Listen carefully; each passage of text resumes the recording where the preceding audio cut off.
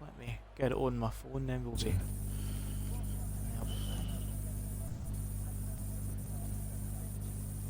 Okay.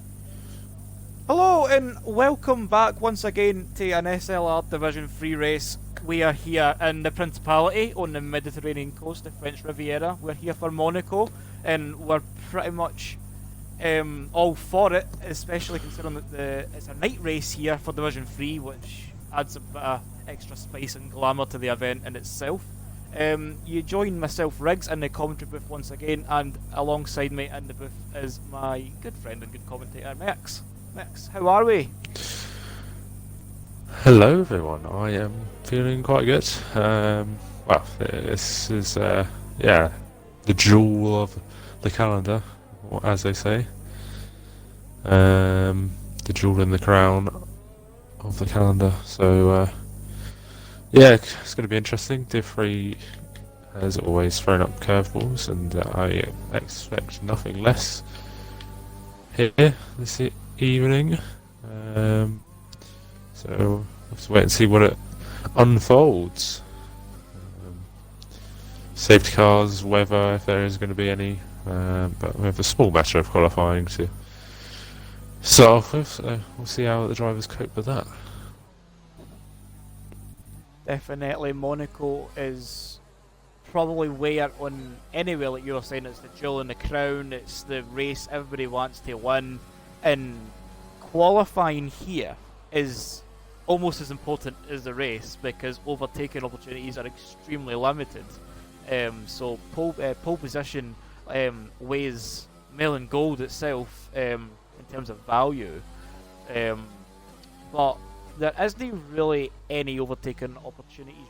Really, I don't really see any opportunities other than the DRS into turn 1, which is Saint Devote, and into the chicane. I don't really see MD doing it anywhere else, but it's Division 3 and we're probably going to see overtakes up and down the field at every turn. It can happen, and it normally does. Every time we say something in Division 3, we normally immediately get proven wrong or made to look hypocritical, which is always fun. But we're at night. It was a matter of the league owners pitching the question forward as we see Dodgy picking up damage there on his flying lap. But we got this pitched forward as if you're wondering why we're sitting in the commentary booth at night on the first. Need to be made aware that it was down to a vote. I don't actually know what the official numbers or statistics were for the result, but as you can see, the majority voted for the night race, and that's what we've got. And what is your... I know opinions are a bit divided on the setting, but what is your general opinion getting into these races as Monaco at night? I mean, Monaco is obviously it's glamorous and whatever, but to race on it, it's one of those tracks which is not great. You see it in real life where it's just a qualifying track. The best stuff happens on a set, and it's not usually. I mean, there's obviously been a few races that have caught the eye, but yeah, it's not the greatest track for racing. But yeah, at night as well, obviously it adds a different curveball, which I wouldn't say I wanted. So, but I can't really moan about it now, so because it's happening. But yeah, that's all I've got to say, really. And in terms of like just general experience, well, I mean, I can only sit and talk about the experiences that drivers have had on this setting already, because we've already had 2 races in SLR at Monte Carlo. We've had the Division 1 race, which was last night, and we had the Division 2 race, which was earlier, just before this stream.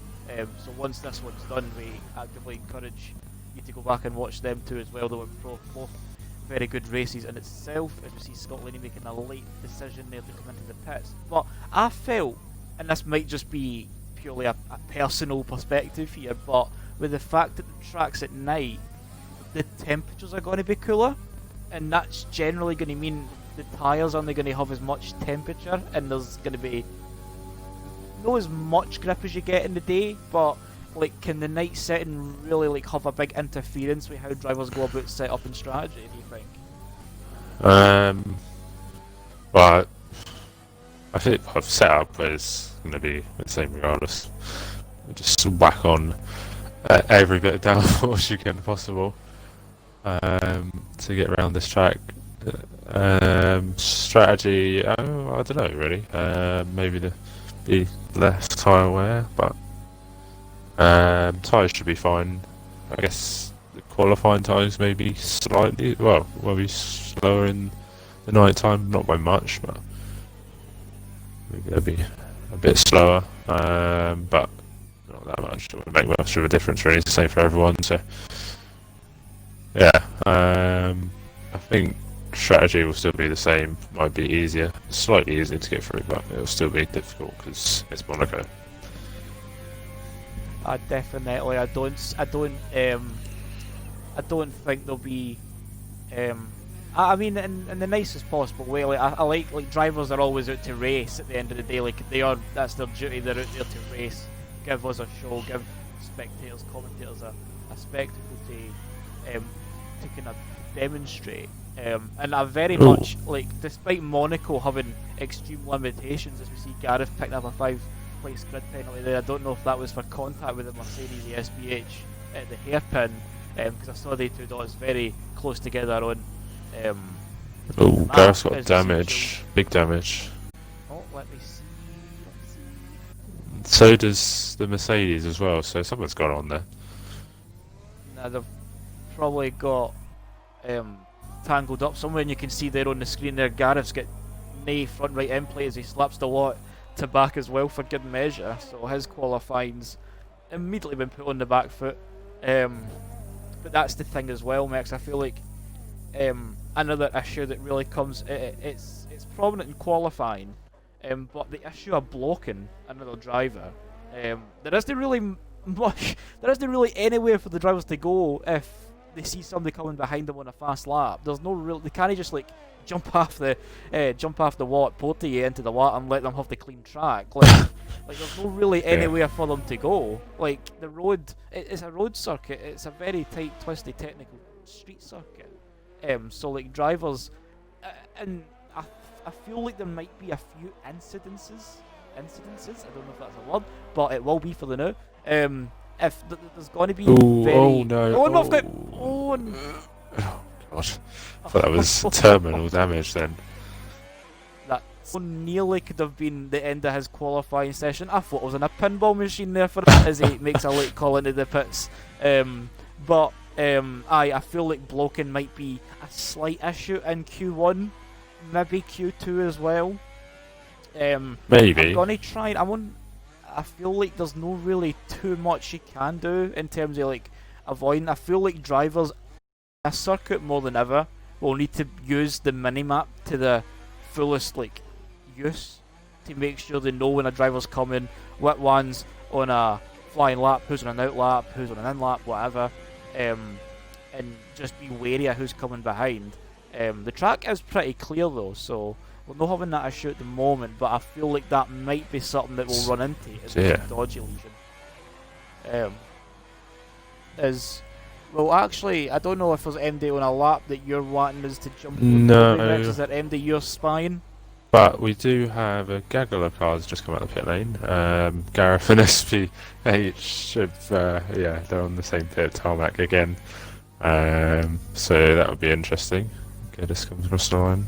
But yeah, they're the next people to set laps. So my fellow Red Bull driver, hopefully, well, he's obviously going to start. The highest he can start is 6th place at the moment, so not looking great. So we'll see what happens. As he's going to start another lap. Are you? I'm on board with Gareth as he comes through last cast if you want to run us through the lap. Yeah, why not then? Opens to DRS. Hopefully, have the commentator's curse, but comes up the start finish straight into the first corner of Saint-Devote. Takes it nicely up Beau Rivage. Winds up the hill. Takes the left-hander of Massenet into the casino. doing well at the moment. Into the hairpin of Mirabeau, purple first sector. Then into the Lowe's hairpin, Fairmont hairpin, Hotel, well, I don't know what hairpin you want to call it, but yeah, that one. Then into Portier. It seems to be a decent lap so far. Through the tunnel. Spot your braking point here. About 75 metres, I'd say, into the Novelle chicane. There's a very nice line through there, up towards the best part of the circuit, through to back. Now through a swimming pool section. Through the second chicane now. It takes that very well. Up towards the Rascasse. Double lock up, runs wide, scrapes the barrier, fell through the final corner of Anthony Nose. And comes up towards the line. And this is a 1:12.4. Probably lost a bit of time in that final sector going deep in the Rascasse. I like just kind of seem to mistime his braking zone, getting into there. A small lockup means he runs wide, and I mean, even a mistake as fractional as we saw there on Gareth's onboard can be a race ender for these drivers, especially considering it's Monaco. The walls are basically breathing down your neck, waiting for any slight mistake. It's a very punishing circuit. There is very little for escape roads. There's very little in terms of leniency. But in speaking of track nature, there's also the fact that corner cutting and track extending is actually quite easy to do here. Like if you're trying to like cut off a few hundredths of a second to a tenth of a second on your lap, like you'll try and be a bit greedy on some of the curbs, try and maybe ride them a bit aggressively to try and help the car run certain turns. But trying to do that can easily just result in a corner cutting warning, and I feel like that's going to be another issue as well. Like you wouldn't think corner cutting warnings and penalties would be a big deal here in Monaco, considering it's just walls on either side of the circuit, but bits where like where I sat on board the Jules, you can cut that bit there on the left, and it's swimming pool, you can cut Saint Devote, you can cut the hairpin. I mean, I don't know how you'd gain time on the hairpin, but you can cut it. they'll give you a warning for it. And then the chicane on the exit of the tunnel as well. So there is a few places to try and exploit the curbs to try and get a bit more time, but it's just equally punishing when you don't get it right. But before we get into the squeaky bum time of the session, I'll take a quick look at the chat and see if there's any activity. We've got I am Ben saying Merckx is the golden voice man and Riggsy my best Scottish friend. Well, warm welcome to yourself. Ben's in the stream, and to the additional 32 viewers as well. Warm welcome to you all, and I hope you're enjoying the spectacle so far. Owen says up the Red Bull. So I think Owen's switched from Haas to Red Bull now, so he'll be cheering on the Red Bull team now. Night Ranger says good evening. Vision Gaming says good evening as well. Good evening to you as well. Freeman's questioning how SLR Jordan to get a DNF through the swimming pool, and we saw him.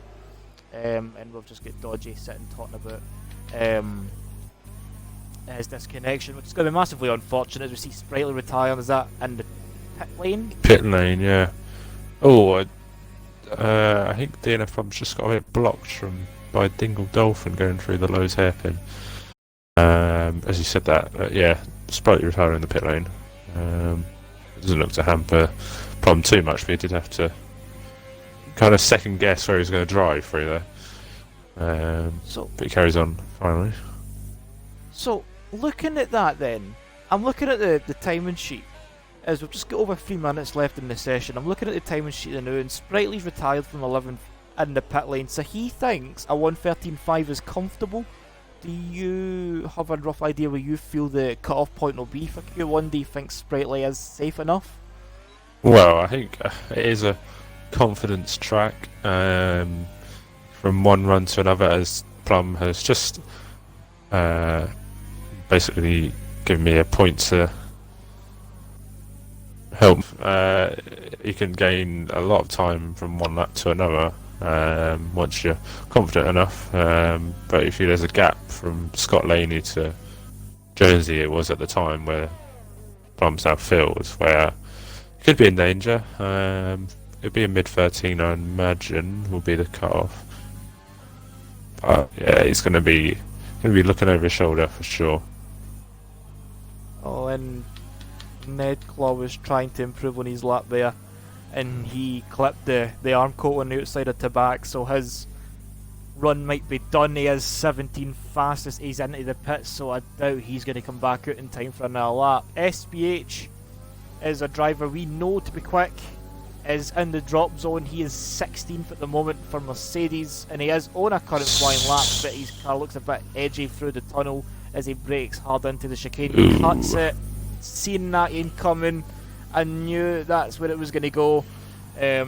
On the exit of the chicane there, I knew he was going to try and be a bit greedy on the curb, and it's kind of punished him, but he still has enough time to go for another lap and even an additional lap if need be.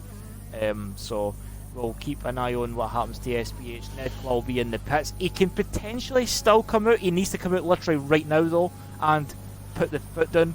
And that'll be the best way to heat up the tyres and get himself into the position for a final flying lap. Dingle Dolphin as well. He's out on an out lap, so he'll be getting ready for one. Ned Claw's gone. And Ned Claw's retired. He hasn't seen it coming. And what I didn't, I just noticed there as well. I just seen Scott jumping for the drop-off point up to P10, so he's managed someone to else has improve gone and get up. himself. Oh, and that's George. George. That's the other Ferrari. Spritely's in danger. Oh, Spritely's maybe done it a wee bit early. We'll need to see what SPH does. He knows he'll not be having any real threat for Ned Claw. Ned Claw had a mistake on his lap and retired, so he'll be starting 17th at best. It will be down to SPH, and SPH has ran wide and done the same thing as Ned Claw. I don't think he's got any damage though, which is extremely lucky as he comes through the second part of the swimming pool into Raskas. Is it a lot tighter than the last time? It is. It's a lot closer to the curb. The arm cone on the inside, and nearly clips the inside there where the cone sits up at Anthony nose. And up to the line, it's a 13.8, and it's only 15, so he's safe. It is safe, but it's marginal. It's marginal, and he's not going to go again. So it really is up to Jay Geddes. This is his final chance. The checkered flag drops. He has a bit of a wiggle coming out of the final turn up to the line, keeps it close to the wall. It's a 13.9, and it's 16. No. And Dingle Dolphin, it rests on his shoulders as he comes through the tunnel. There's not going to be any blinding light as he exits the tunnel. It's pitch black outside as he comes into the braking zone at the chicane. Looks up the front left, does take it quite tidy, carries a good bit of speed there. Tries to keep himself away from that wall on the outside there. Through Tabac.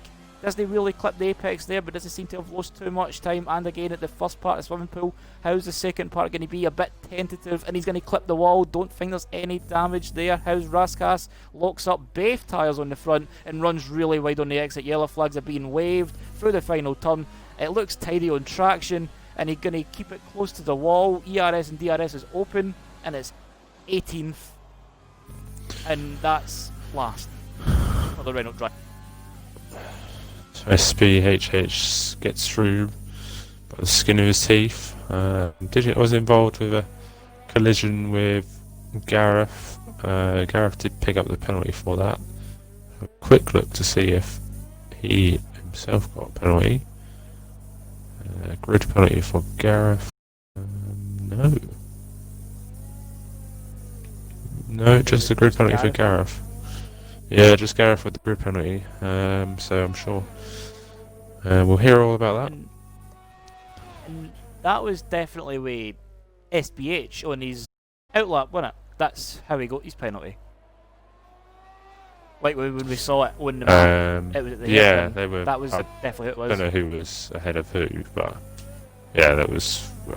It just happened. When we went on the board with them, they were obviously bad damage. So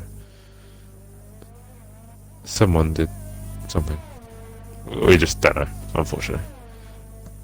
We didn't catch it on the broadcast, but coming into this race with a 5th-place grid penalty, which is massively unfortunate for the Red Bull driver, considering he is 4th at the minute, and he is 4:10 shy of the fastest time set by Cal Smith, who did debut last time in Spain for the Racing Point, and he's substituting for the AlphaTauri. Is Craig's not here? Is it Craig that we're missing? I think it is, yep. Craig, yeah. Yep. So he's substituting for Craig, and it's Cal Smith that tops the timing charts in the first session. So made his debut last time out. It was quite a quiet race for him last time as well in Spain, but he's kind of came into Monaco guns blazing for the start as he's fastest, and he's 500s a second fast on hypers, and it's Crafty's Jester rounded at the top three. But as we were going to say, it's massively unfortunate for Gareth to come in with a 5-place grid penalty as well, so that will be applied to his final result.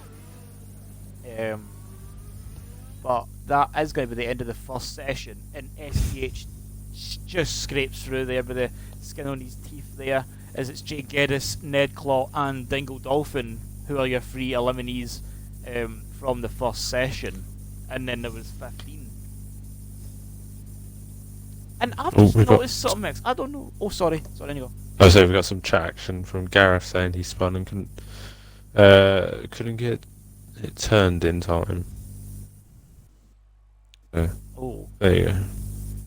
So he's lost it somewhere on his lap. Right. Probably at Mirabeau, like we were saying, or somewhere around there. Aye, that's where the yellow flags were out.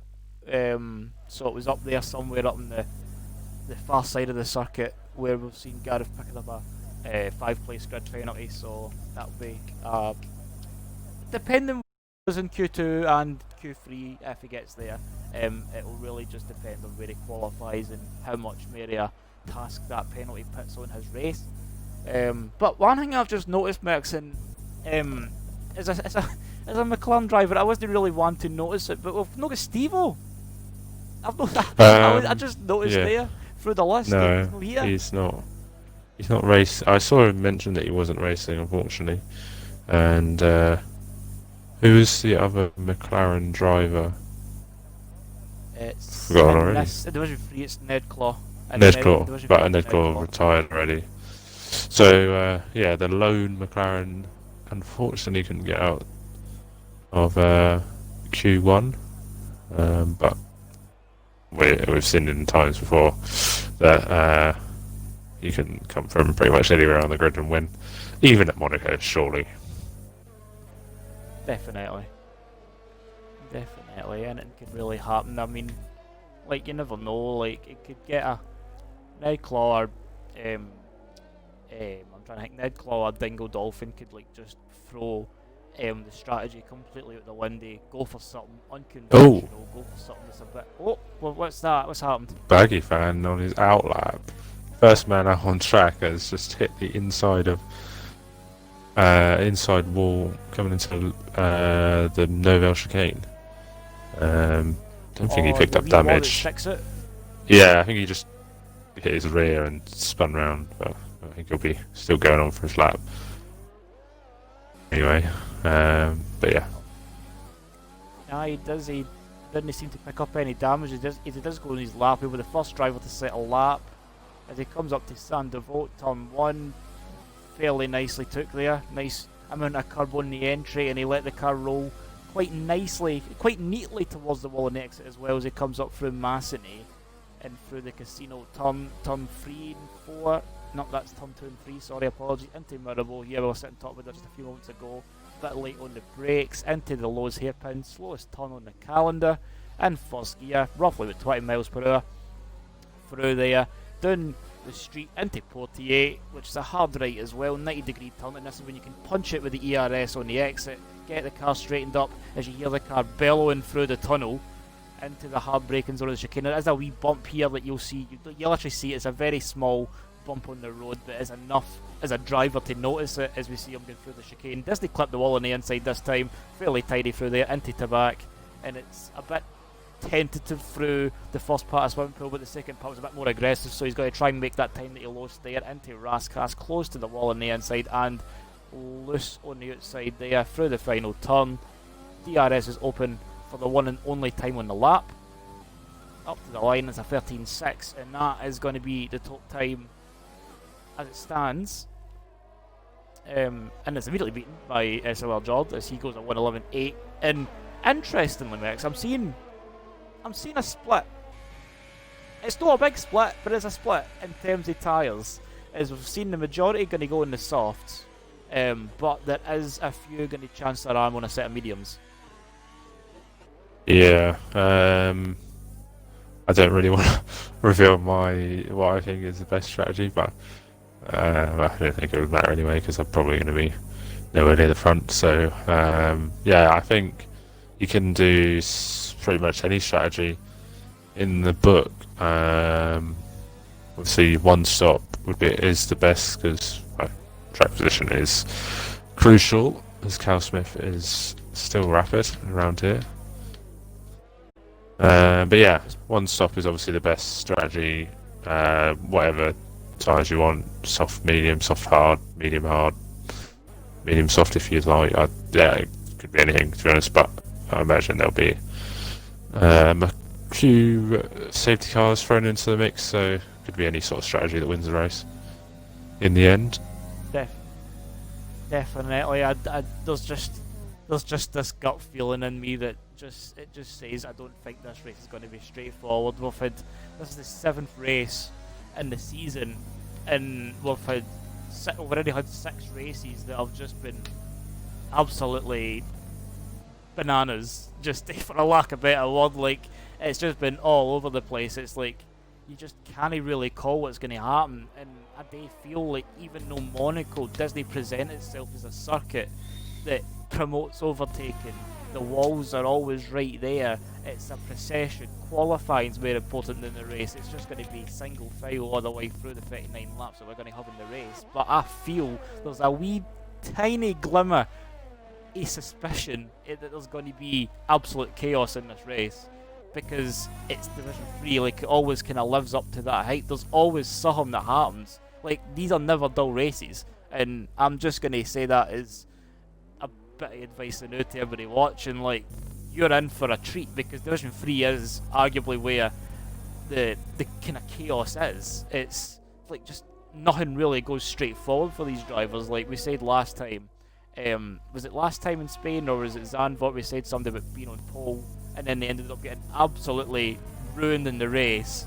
So, like, when we sit and predict something, just don't believe us. Like, we are factually incorrect at the best of times. So, how this race is going to go, I definitely feel there's just going to be chaos. I definitely think this isn't going to be the straightforward procession that we normally see in Monaco, but at the same time, like you were saying, I think it's just going to be a matter of people trying to keep track position when they can, because track position is king here. Like, it really does help to have that advantage rather than going on a fresh set of tyres. Like, when I think of things like that, I think it really depends how well the memory serves, but when it was Senna and Mansell here in 92, and Mansell had like that dominant Williams, and he was out in front stretching his legs and everything, and then he had like a slight, I think it was like a slow puncture he pitted with like 2 laps left, and couldn't get by Senna. Sorry. Sorry, what was happening? Yeah, what are you talking about? I think Scott just got absolutely blocked by Crafty there. It wasn't like a bad block, it was just, yeah, it was kind of just a bit of dirty air, or a lot of dirty air actually. But yeah, you can continue with your Senna Mansell. Oh no, it was just the fact that Mansell had led for so long, had to pit near the end, and then Senna had the track position, and then eventually won the race. He is what we know is in the real world is Mr. Monaco is Graham Hill, but Senna's won the most races here. I feel like that title is probably either split between the two or has been transferred. But Senna ended up winning that race purely because he had track position when it really mattered most, and that was the final lap. Ooh, when the wow. flag was out. That was even closer. Scott comes across the line, he takes the shortest route, but obviously the pit lane exit is right there. I think, who's behind him? Gareth was literally just coming out of the pit lane. If it had been a second earlier, that would have been a huge collision. Or if Gareth had come out like a second earlier, that would have been terminal. The pit lane's so so dodgy. Like, there's been a few circuits on the calendar, like, recently that there's just been a very dangerous re-entry or a pit lane exit. Like, in Monaco. I'm sure, like, in Monaco, they have the, like, where the starting line is.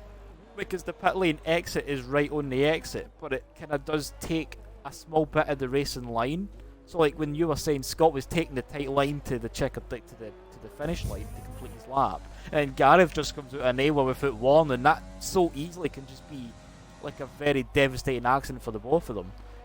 But I'm sure there was not, like, in real life. I don't know why it's not in the game, but in real life, I'm definitely sure there's like a beacon or there's a light right on the finishing line that points to the pit lane, and it flashes when there's people leaving it. So I don't understand maybe why the game doesn't really have that. That would help drivers be more aware of drivers coming out of the pits. Well, So you never know. Like, drivers, they like taking a tight line through there. So, like, it just takes somebody unwillingly just to, like, come out the pits, and then they just get rammed up the rear end, and that's both the races done. yeah, there is a mini map though, so they don't really have any excuse. If there was a collision, they can see on their right if someone's coming out of the pit lane. Like, if that happened in a race, the person who crossed the pit lane entry line would get a penalty. So they don't have that in this game. But if you did that and caused a collision, you'd get a penalty. Obviously, if you did that and nobody was there, that's fine. But yeah, it can be dangerous sometimes. Aye, definitely. It does play a big risk in this race as well, so that's the other reason to kind of feed into that argument where I think the minimap is fundamentally important that the drivers follow that when they're driving, so they know what other drivers are, where they're on the track. Are they coming out the pits? Are they coming in the pits? Like, you've got to read the map so you know you're not interfering with other folks' races. So I think here it's quite crucial, because it comes back to that whole discussion earlier. Like, if you're in qualifying, easier to block drivers because they were ready to go. You need to use the map and see who's on a quick lap, who's on a slow lap, and just get out the way when you can and when it's safe to do so. And there's very little there's not a lot of places you can really jump out the way, really, when you think about it. But surprisingly, we've only seen a couple. I did suspect a bit more, but it is good to see the drivers being a bit more alert with the mini maps and knowing when drivers are on laps. But talking about drivers on laps, I've just seen Maxwell go 11th, which is immediately put him back down to 12th, and he's going to come back in and go for a final push. Dodgy isn't in the session. If you're wondering why he's no set a time yet, he will be starting 15th once we get him back in Q3. And the cut-off point is going to be in the 12s. It'll probably be at high 12, would you say? Mid 12? High 12? Yeah. What have we got here? We've got a few people on 11s. Crafty's had a good lap on the medium tires, so it's pretty competitive. He should be fine. Hypers, yeah, I'd say top 5 are fine. And then after that, it's quite close. You've got 2 tenths between Jules and, or just under 3 tenths from Jules to Scott Laney, and you've got Baggy, Maxwell, Scott, and Sprightly, who, well, they could easily improve, so you never know. Just to add to your point you're saying, as famous Julian Palmer once said, you have to be alert on the street circuit, so yeah. Yeah.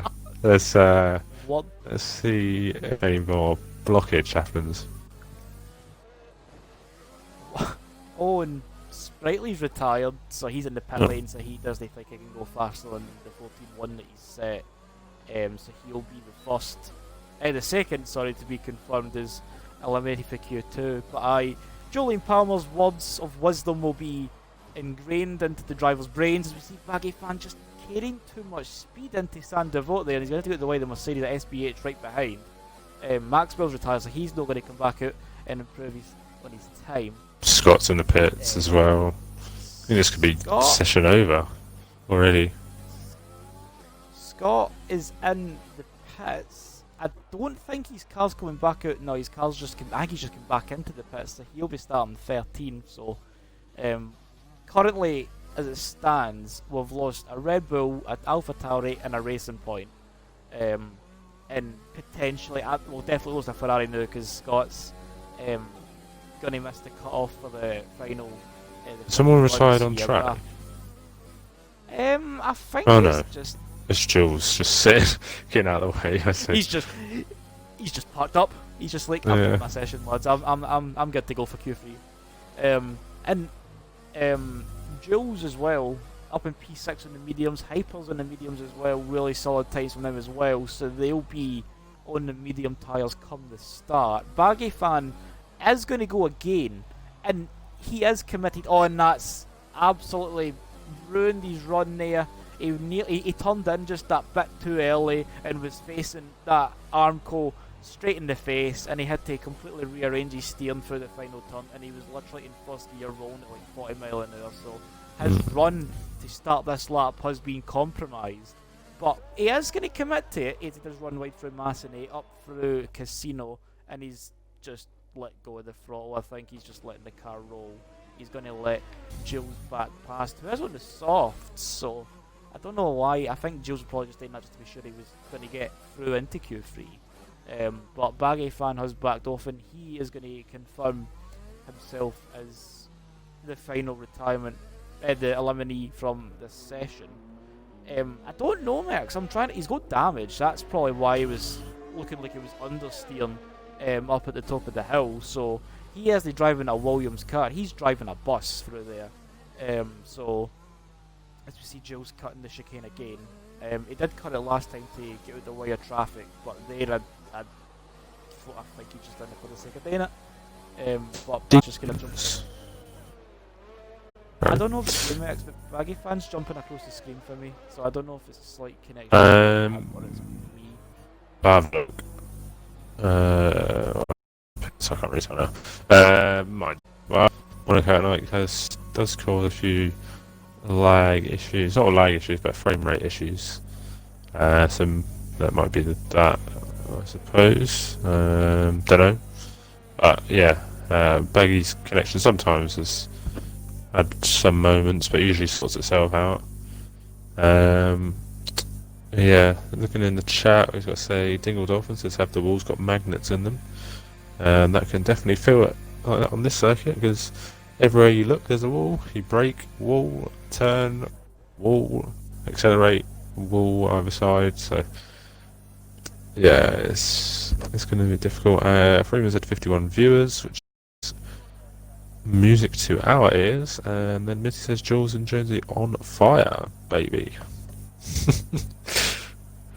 Yeah. Jonesy and Jules separated by a tenth and a half. Oh. Also, the news. I've got news actually. Steve-O is going to join for the race.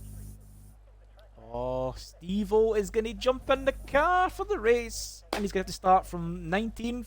But I'd rather him be here and try and get some points for the back of the field and have one car running. And I will admit that is some slight McLaren bias, but I mean, I'll just root for my McLaren team as and when I can.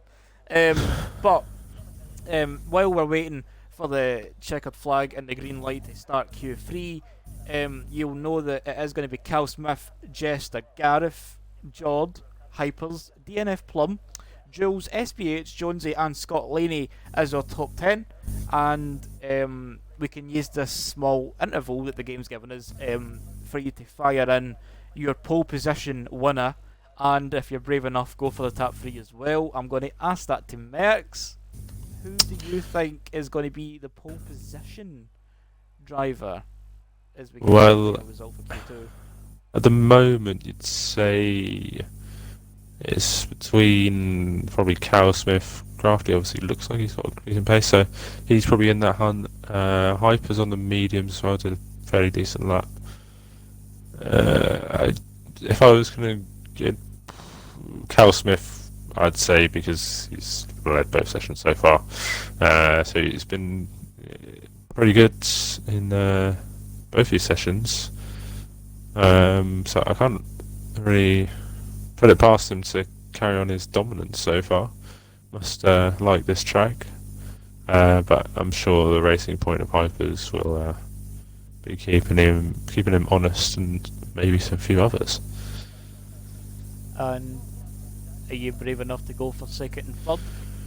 I'm gonna to say, Cal? yeah, I'm gonna say Cal Smith on pole by, I'm gonna say by less than a tenth of a second to Hypers. Then in third, could be quite a few people. I'm gonna say Gareth will be third, but obviously will be demoted. I think I would switch Cal for pole with Jester. I think Jester could go for his first pole. Because he has second, he was only 3/10 off on a different tyre as well, and the delta is at least 6.5 to 7/10 a second.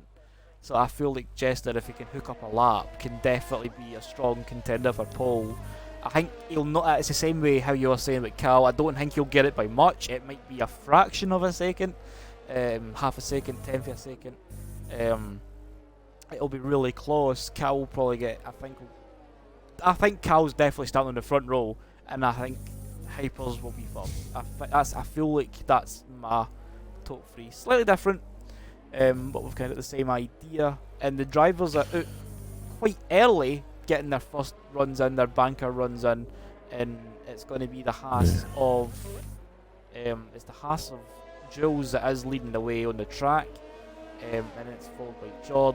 Jester's in third on the track, Racing Point and Hypers in fourth, then it's Plum, Mercedes at SPH, and then the Alpha Tauri, the Cal. So the drivers are kind of out early for their banker laps, just to get themselves on the board, just to kind of see where they weigh up against the other drivers and how they can push and go forward on the final flyers at the end of the session.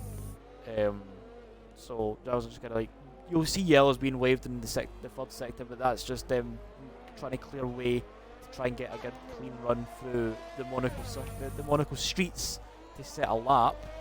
And arguably the cleanest drive that someone's going to have on this first lap is going to be Plum at the start of the lap anyway, because he's no Plum, it's going to be Jules because he's right at the front of the queue. So we'll jump on board with him as he is coming through the tunnel, and everybody is on a flying lap at this moment. Jonesy was the last to cross the line there. He is currently top of the timing sheet, but nobody's putting a time. Jules does look up into the I was going to say the hairpin is the chicane. I completely forgot what I was. And I was like, alright, he's coming through the swimming pool, and there we go, we've got the confirmation there. There's Steve-O there in the bottom of your screen, and Dodgy is back once as well, so both the drivers back in for the race. And they'll both be near the back of the grid, so it'll be worth noting to watch them cutting through the field. Hopefully to see Jules putting a 1:12.5, immediately beaten once again by SLR Jord with a 1:11.8. And I've noticed that, Max, as well, like, and Jester goes fastest, and Hypers goes fastest. It's just changing, it's just gone so quick. But that's one thing I've kind of noticed, to see as soon as we've seen a time being put on the board, it immediately gets beaten. Like, it's not really a time for long. Like, and it's always, I noticed in Q2 when the first lap was put in, and then Jord was the driver in the last session to beat it straight away again, and he's done the same here in Q3. And looking at the times there, looking at everybody putting in a time there, it's quite spread apart, it's quite sporadic. And we've got Hypers, Gareth and Cal, 2/10 of a second split those three. Jester's fourth with a 1:11.6, just outside that wee bubble. Then there's a wee bit of a gap to Jord. It's like 3/10.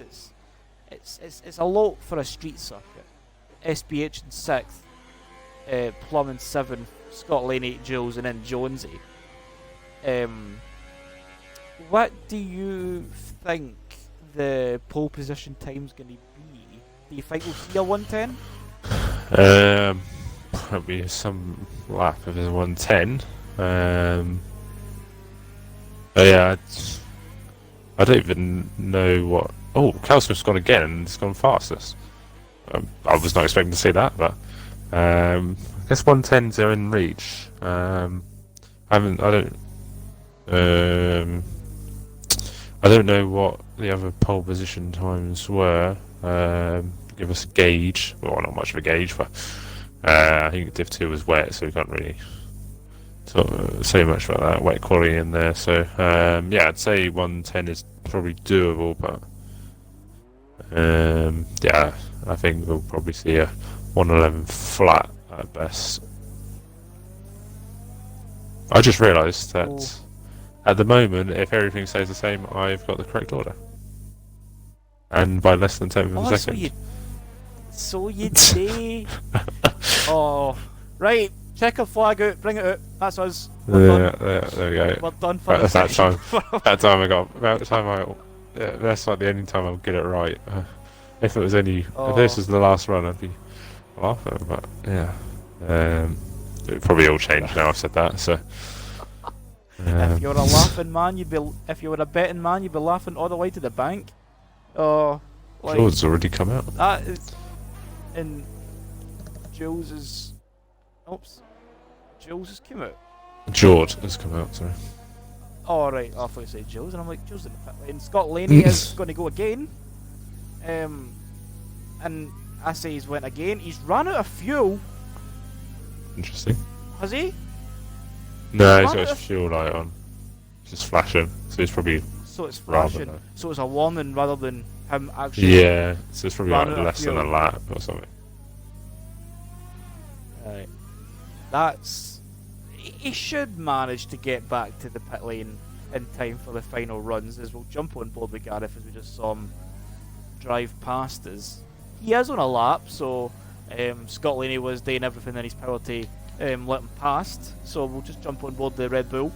Gareth is currently third, but he is with that big burden of a 5-second penalty weighing on his shoulders, which will mean that if it does stay the way it is, he will be starting 8th.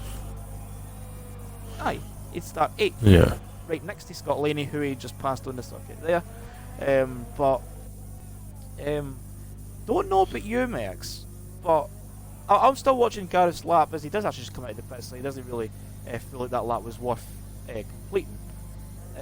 But I've seen drivers coming out relatively early for their final run, because they're not going to be able to come in, they're not able to go in and out lap, do the flying lap, and then come in, and then change the set of boots, and then go out and do it again. Because we've only got 4 minutes left, so these runs are going to be the final runs on these tyres, so it's going to be interesting to see how that works. Al going to be back at its best right at the end, so you want to be at least the last driver at the last possible moment putting the lap in. It's not what we're used to. Obviously, we saw in real life F1 they did exactly the same thing. They went out early and didn't even bother messing around waiting. But yeah, I guess if you're going to set a good lap, you're going to set it at any time. So just go out and do the lap, as I think Jules has ruined his effort already by running wide at turn 1. Don't know if he's got damage. The game's not giving me a good camera angle at all. He has escaped with damage, but he did almost hit the wall. Who else is on a lap at the moment? Hypers? He's on a lap. I just jumped off the Hypers, we'll jump back on as he does come through the first sector line. Up a half a second! He's up with 5/10. So he is on a flyer through the first sector. We will just stick on board as we sit on board on the racing point as he drives through the Monaco streets. We've got Chester there to the right hand side, getting out the way for us on this flying lap here. Hyper's just driving through the tunnel, breaking into the chicane, Does he clip the wall on the inside there? Does take a good bit of the curb? He does it just the right amount to help the car run and no get the penalty. Through to back. Fairly quick up into 6, aggressively attacking that curb there. And again through the second part of the swimming pool into Raskas. He does kind of let the car slide a wee bit, but it doesn't seem to do any significant damage. Does miss the apex for Anthony Nose though. Does they go for the tight line up to the line, but it's going to be a 111 flat. Lost time then. Flat. I feel like that final sector there was probably at least another 10 for 2 in it, and I've been seeing drivers make the same. Oh wow! Just been involved with Cal Smith. He's almost sent it right into the barrier on the exit of the second chicane, the swimming pool section, and yeah, that lost him all his time. He'll probably go again. Definitely is committing to another lap, but I've noticed the drivers making the similar kind of run into Raskas. They don't seem to keep the car tucked to the inside. It is just like the fractionally late brake, and I've said fractionally way too many times in this qualifying session alone. But like Gareth's hit the wall. It's this. Oh, and Gareth's he's hit the wall again. Oh, let's see if there's any damage on that red. Yeah, damage. Oh, front left end plates away. You'll know improve. Oh, he's only been in the way of the Ferrari. His job cut the chicane, so I don't know what's really gonna. I don't know if Gareth was. He was seeing that he is on the optimum line through the tunnel coming out here into the chicane. I was surprised that he go to the inside, like on the dirtier bit of the circuit, to avoid Jord coming. But I don't know if he's on the medium tyres. Interesting. He is. He's on the mediums and he just slammed into the wall. Yep. He just carried way too much speed into the first turn there, and the lap didn't even get going there. Jump on board with SPH. I don't think he's going to get time to go again. It could be really close here. SPH is just coming up to Raskas. 10 seconds on the clock. He's going to have to get a good run off the exit. He doesn't opt. He opts to come into the pits. Jules is still out on track. Checker flag's going to drop now. These times are final. Hyper's currently sitting in pole position. 111 on the button. 2/10 faster than Cal Smith. Jester creeping into the top 3 there. Gareth's run is done. And Cal Smith is over. He's spun, half spun. My massive tank slammer coming out of the chicane, and yeah, that was crucial to his efforts. So it's only Jules then.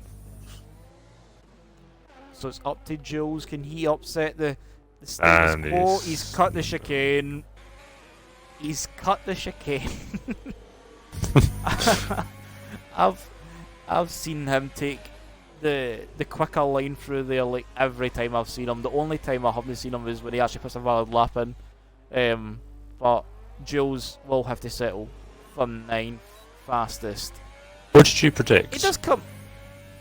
By the way, I predicted Jessel to get his first podium, his first pole. Then it's Cal, then Hypers. At least I got the top 3. I was in the same order. Top 3, yeah. Well, mine was fine after the first runs, and well, yeah. Then you had it, and then it got snatched away from me thanks to Hypers. Setting a good lap, and Crafty nipping ahead of. He was not far off actually. Yeah, that's quite close between. It's quite close between the top 3 as well on the soft tyres, but it is Hypers on the day that does take pole position in Monte Carlo, with Cal Smith joining them on the front row in the AlphaTauri. Jester gets himself up to a strong P3, and he'll be starting on the mediums as well, so that'll be one to watch. I think Hyper's on the mediums as well, so there'll be both drivers to watch come into the race. Gareth narrowly missing out. He'll be starting 9th, which means Jord, Jonesy, SPH, Plum and Jules will be promoted a place, and it'll be Scott Laney that will be staying in P10, and he rounds out the top 10. And this is the time for your small interval. This is the time to go and get the kettle on, to get a wee toilet break in, to get a nice bottle of juice or a nice cup of tea or bar of chocolate, whatever you fancy. If you're having a late dinner, get it phoned. This is your time. If you've got any questions or queries on your mind or any predictions for the race, we want to hear from you in the chat. Tell us who you think's going to win. Tell us who you think's going to be in the top 3. And if you're brave enough, you can tell us who's going to have the fastest lap in the race. So myself and Merx, I think we'll be here. I don't need to go anywhere. I don't know if you have, if you want to break a I'm going to be here alongside. I'll be here. Here. I will ask you the question: who do you think's going to win? That is the $1 million question for I don't really want to put the jinx in there, but I'm trying to think. We've had I think it was on pole. I can't remember. And Spain. Yeah.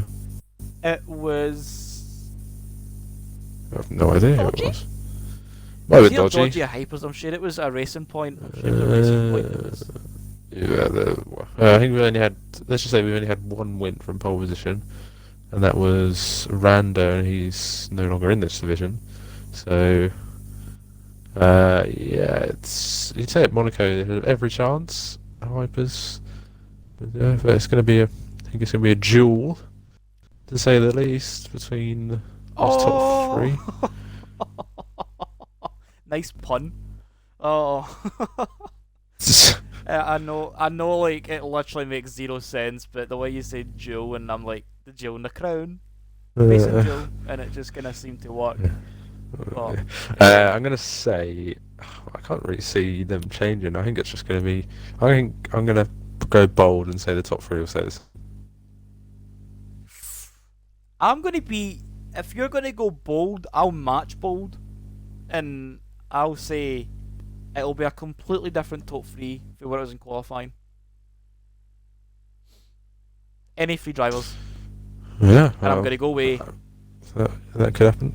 And I'm going to go away. I'm going to go with Cal for the fastest lap. I'm going to be brave. I'm going to actually say the fastest lap because we never get that one.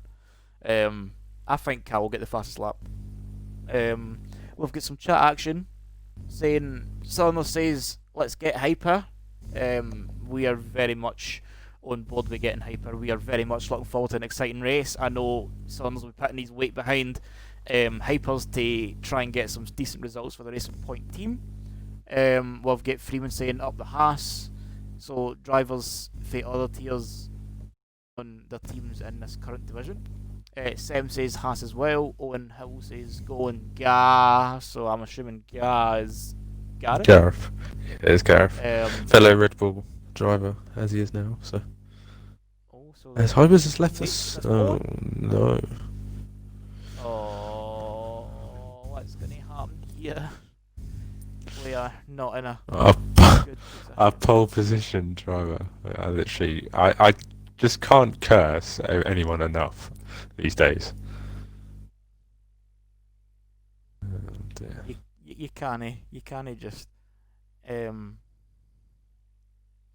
think I should just not do predictions anymore. Aye, we can stay commentators, but we might as well just retire for predictions because we normally end up saying something and it just ends up dealing the shaft to that driver. So, we've got Bardley saying Hypers will crash by lap 15. Well, Hypers didn't even make it to lap 15. Didn't even make it to the grid, and his internet might have crashed. So. I don't know what's going to happen there. I don't think I can invite him until the start of the race. So he's going to miss the start. Well, as far as I know, I think that was a change in the thing. Obviously, sometimes when you invite someone in a formation like that, it just breaks the lobby, so we don't really want that happening either. I've got a nice no smoking sign here on the left. It looks like I can see Steve-O's name in the Mercedes, so that'd be a nice change. of scenery for him for one race only.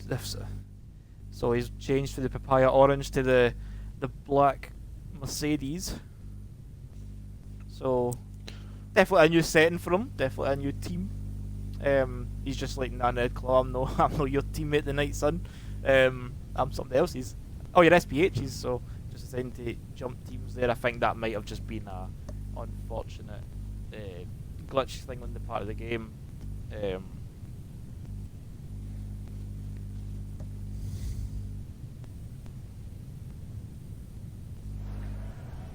Well, we are going to get the formation lap underway, so... I will... I think I can invite... I don't know. I'll sack me if I'm wrong, but... I'll just invite Hypers. I don't think he can... join. If we can... It is currently his AI that lead the way on the formation. Yeah, if I invite him now, he won't be able to take control anyway until the start of the race. Oh, so you'll need to wait until at least the first lap then, when it's just going to be a big massive queue. I mean, you never know, he could maybe be in just after the lights. I don't think he'll be here for the 5 lights. When I had my connection troubles and I disconnected on the formation lap, I got back in one time, back on before the start, and I joined and I was allowed to literally, I got put in my car as the 5 lights came on, so that might be the case for him. I mean, I don't really know. for being a commentator and like having to keep up with the rules and such, they kind of chop and change every time I check the Discord, so I don't really know what I think the rule is. It was to get an invite in a Q3, but I'll just have a wee quick flick through everybody just to show you them all in their respective seats and positions. But looking at the tyre strategy as well, we've got the majority leaning towards a harder tyre setup, and you've got Dingo Dolphin on the hards, planning to go long in the first, but that's going to be extremely compromising if he gets caught up in any first lap kerfuffles. So he'll definitely be praying to keep his car out of everybody's dirty business. As we see, Steve will be the last driver to resume their grid slot, and we're going to get a good camera angle hopefully for the start, which I'm hoping we're going to get as we see. Wait till the lights come on. We're going to see there you 5 lights. There we go. We've got the front view here, and we've got the 5 lights there up in the gantry, and it's going to be lights. Away we go, and it seems to be a good start there for Hypers and the racing point. Gal Smith getting a bit of wheel spin there, and it's going to be Jester up the inside as they make the move stick. He's ghosted, quite a few folk have ghosted there, but a bit of damage there at the back. We see some carbon fibre flying as the pit stop strategy comes up at the bottom of your screens there. We're not really caring about that, we're caring about the race. As we see the timing screens get a bit out of shape here, as we're seeing in the midfield, and we've got Steve-O just slamming the outside of Massenet there, bit of wing damage on that Mercedes, so late into the race. Ooh. And it might be what he's got some damage there on that Mercedes there, as well as everybody's slowing down for the hairpin. I don't really know yellow flags and the hairpin as well, so I'm trying to kind of scroll back and see what's happening, but I'm just seeing cars feeding through turn 7 into Portier, and Scott's picked up some damage in the Ferrari as well, as here's Jay Geddes right on his rear end as well, and he's going to be holding that pack up as well. And Steve-O picks up some damage there. I don't know about Ned Claw, but Steve-O has got the jump on Ned Claw. Plum's gone. And Plum's in the wall. He's... oh, that's... what happened there? That looks quite grim, if I'm being honest. The car looks pretty wrecked. It's a virtual safety car. No idea what happened there, but I can only... I don't know what's happened there. I can't really assume. I guess he's just gone straight on. But I didn't really know what happened, so we'll have a lot of people in the pits. Yeah, I guess SLR DNF Plum. That one I don't think was down to... I don't... From the way he... Oh, that's a drive-through penalty for Hyper, so that's not going to be good. It didn't look like that was his fault at all. For the way he crashed, so we'll wait and see on that one, but heartbreak for Plum already, DNF on lap 1.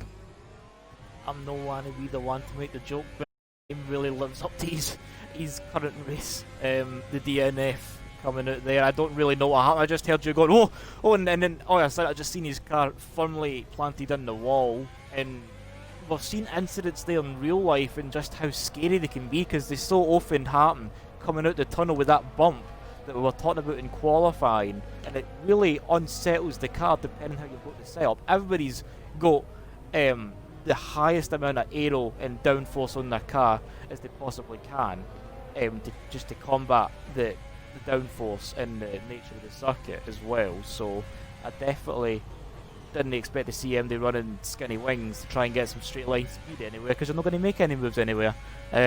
But really don't know what happened there. I didn't really seem to catch it. I just saw his car firmly in the wall, and his real left tyre had been completely ruined. Like it looked like it had a puncture, and now you just seen the rim sticking out. So I don't really know what happened there, but I'm on board with Jord, who has got some front wing damage as well. He's getting neither end plate on that front wing of the Ferrari, but he is still up in third, but you can see he is dropping off the Jester in second as he's going to try and chase down Cal Smith. Scott Laney's got a 5-second penalty for corner cutting somewhere. Scott Laney That's the pit lane exit. That'll be Sam DeVolt as well. Yeah, there's a bit of a, not a glitch, but if you cross the pit lane exit line, you have to take turn 1 normally, otherwise it just assumes you're cutting the corner. Because to the game, you've already crossed the pit lane exit line. Just a further update, we've got Plum saying in the chat, he clipped the wall and then my wheel fell off, only hit the wall at slow speed. So, is that the wall on the inside of the chicane, like the wee wall that sticks out on the left hand side? Have you clipped that? If you clip that, or is it on the exit? I don't really know. What wall would they have clipped then? Would they have clipped the his right car hand side and just went straight on? Yeah, his car was facing straight into that barrier, so I don't know how he ended up there. I guess we'll see on a clip or something, but Jules has made a move up into P11. Well, it was a simple move, so it looked like dingled off. We may have got a poor exit there. We've got a 3-car train at the moment with Geddes just cruising up to the back of Dodgy, who's on the back of Maxwell, and Hyper's on the back of Gareth. Jonesy on the back of George. It's, far from over. And we're starting to see the grid being a bit more spread out on lap 5. Smith is currently our race leader on the set of soft tyres that he qualified on Jester, just slowly dropping off the back, and Jord still choosing to carry wing damage, so he'll probably be creating a concertina effect as well, as he's going to have Jonesy, Gareth and Hypers right there and waiting for any slip up to try and sneak their way past. Then we've got the pack between Maxwell and Dodgy for 7th, Geddes and Nedclaw after a strong start. I'm going to get the position changes up to see who's really won and lost start, as we see that as we actually see Max, like on the positions gained and lost, everybody in the top 5 has gained 1 with the exception of Gareth who's gained 4. Hypers has lost 5. And then you've got the midfield, this battle, this 7th and 10th. Between 7th and 10th, Maxwell's up 5, and then Dodgy, Geddes and Nedclaw are all up 7, respectively. Oh, Dodgy, I think, is going to shape up a move. Oh, no, it's not. Just had a poor exit. Poor run through the tunnel. It was almost an opportunity there, but yeah, he's pushing. He's going to go for a move, I think, very soon.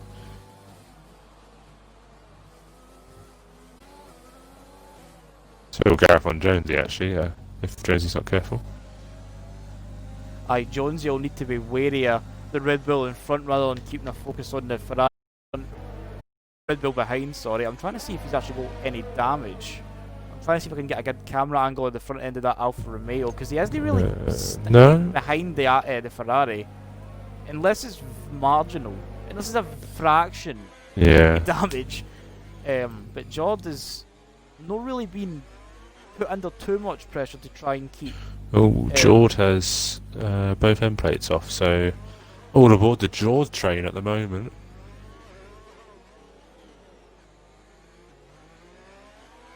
That's a 4-car train, and then you've got Maxwell and Dodgy quite close to each other. I assume if Dodgy can make a move on Maxwell at some point, he'll be able to catch up. But he's made a pretty good start from a disconnecting quality. Definitely, he's been looking to try and make some places up, and he is going to just sit in this queue as well. Not really. There is like a few trains starting to form. We've got the train for third, we've got the train for seventh, a small train for seventh, and then we've got a train at the back for P13 as we see DNF Plum leaving this session. So he's not really too happy to stay in a move, but we'll sit on board with Gareth as he chases the Alpha and the Ferrari up the hill into Massenet. These three drivers here you see on the screen are on soft tyres, so they're on the soft tyre strategy, which I think as the pit window will open about they'll be going at least another 2 laps and then probably jumping on a set of hards. I feel like that's the main plan for the soft runners, is just to try and extend the stint for another 2 laps at least, maybe push to lap 10 and then jump on the hards and try and see it out to the end without accumulating any damage on their car. Hypers is right on the back of Gareth. Is he going to try a late break and move into the hairpin? This isn't the hairpin, this is the chicane. Yellow flags, and that's for Dingle Dolphin Lip. Owen's at Casino, and we're going to see Sprightly just whizzing past through Casino there. Dingle Dolphin there, you'll see right in front, will have some damage, so... Carl Smith pits. Carl is into the pits, onto the hard tyres, so he thinks 30 laps can date for the hard tyres. He's going to come out just where is he going to come out? In the middle of this train. It's going to be close with the Red Bull of Maxwell. Maxwell comes round turn 1 now, and it's side by side. It's very close, and this racing point has to squeeze through, but Dodgy just about makes it ahead. That was a bit too close for comfort for that racing point. The racing point really getting quite close for comfort there, as we see Cal Smith jumping out the pit lane and crucially jumping right back into traffic, and that's going to really ruin this potential early stop, because he's going to have Maxwell and Dodgy in front fighting, and they're going to be towards his squabbling. They're not really going to focus on trying to catch. They're also going to try and catch the people in front, but they're going to just have a wee battle their ends. You see Cal Smith getting a bit out of shape there through the Nouvelle chicane, but that's really not going to help his strategy much. This is going to give Jester some time to just take some clean air and just try and pump in a couple of laps, speed up, and that's going to allow him to run a while into this race, as we see Dodgy. Gareth said he'd gone on a run. By the way, Gareth's on a run around the outside. Running outside into Sandoval, they go side by side, a wee bit of a tap there for the Alfa Romeo, but Gareth makes the move. Running outside, and there's Hypers there too. He's wanting a piece of this. Jonesy's just he's a bit worse away in terms of pace, and that's going to allow Gareth to run and take some clean air. And are we going to see a move for Hypers at some point? Are we going to see it into the chicane, or are we going to see it as we see Gareth running really wide in through Mirabel into the chicane? Hypers was going to maybe try and throw the car down the inside there, but there's just no room at the hairpin. So definitely will be trying to show a move here. He will need to get a good run. Jonesy goes defensive for Portier, and that's really just going to put him on the back foot, but that's put Hypers on the back foot as well, as he gets a bit of wheel spin on the exit, but he's definitely going to have a run here. This is minimal on Jonesy's just lost it there. It just seemed to, the rear end just seemed to drop on the back of that Alpha, and he went from one side to the other and so nearly took Hyper's way on. That could have been disastrous for the pair of them there if they made the slightest bit of contact there. Yeah, it was a bit hairy, to say the least. He has picked up damage for his troubles there, so I imagine he's going to just make his way into the pit lane, and he does. Crafty will probably have a pit stop gap as this goes on, but this is a great at the moment, I have to say. From Maxwell, and Maxwell's gone deep. and there's a virtual safety car for something. Um, Not sure.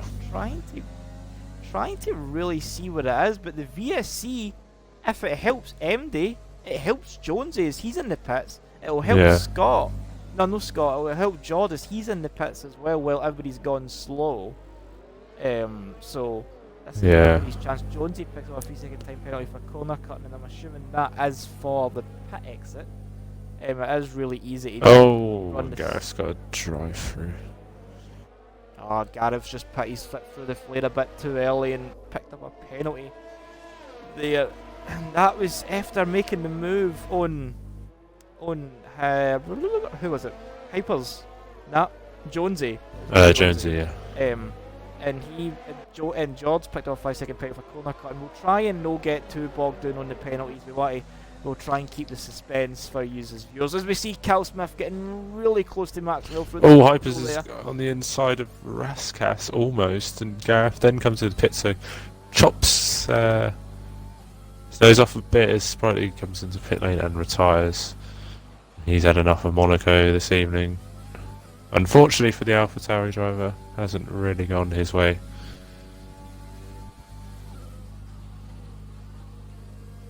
And it's just, and that's the kind of thing about Monaco as well, is you see Sprightly leaving as well. So Monaco really is, I feel, is just going to be that race of attrition as well. It is just going to be a matter of hitting level 11 in terms of Nedclaw and Jules. Jules made a move up in Mirabeau on Nedclaw just then. As you're saying. I missed that as well. But I feel like this race might just be a race of attrition. Like drivers will try and minimise the amount of stops they make. I feel like it's very Jules easy again. to pick up a bit of damage. Running outside into the Nouvelle chicane. Oh, Does thank make you it very work? much. Oh, he does! What a move! That was beautiful. For the Haas driver there, and he's up to 5th. He's making moves. That was that was one for the memory bank, I think. That's one for the catalogue, and that's going to be the montage.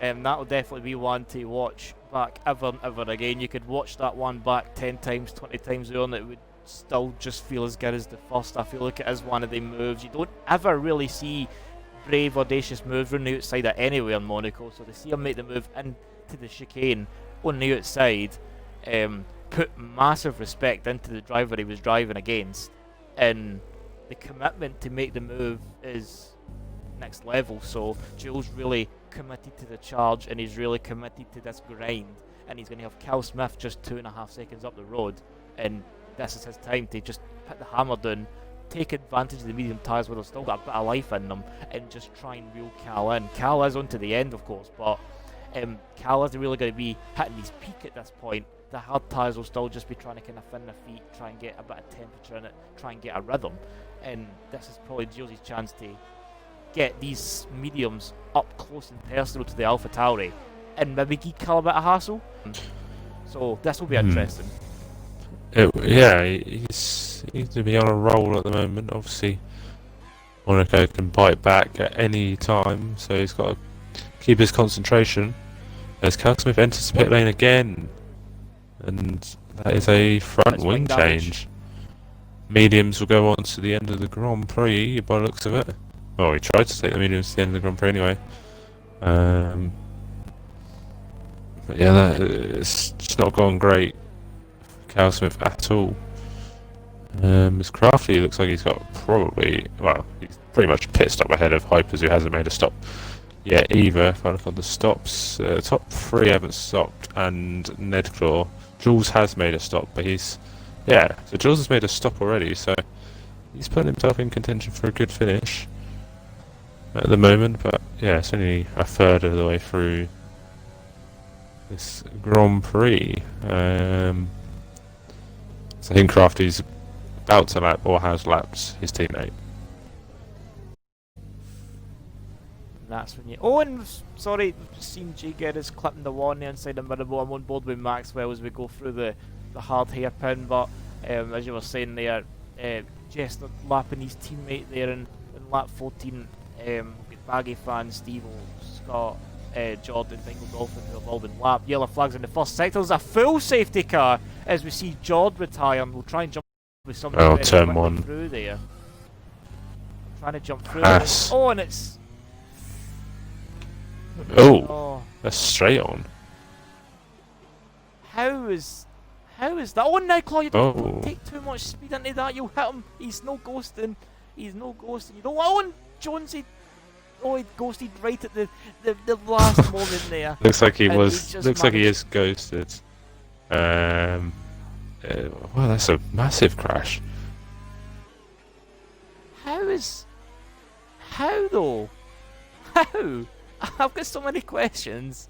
His How is that rear managed? right has just disintegrated by the looks of it. Yeah, I don't know. Honestly, I don't know. But Crafty takes this opportunity for a free pit stop to take the hard to the end of the Grand Prix. I'm assuming Hypers will do exactly the same thing, and it might be a double stack at Racing Point, but it won't be to do them that bad as Jonesy gets a drive-through penalty. Oh, we're forgetting the speed limit, troops. Yeah. We're forgetting the speed limit. Jules pits as well. Yeah, this is free pit stop for everyone. Ned Claw will come into the pits. No, he stays out. See.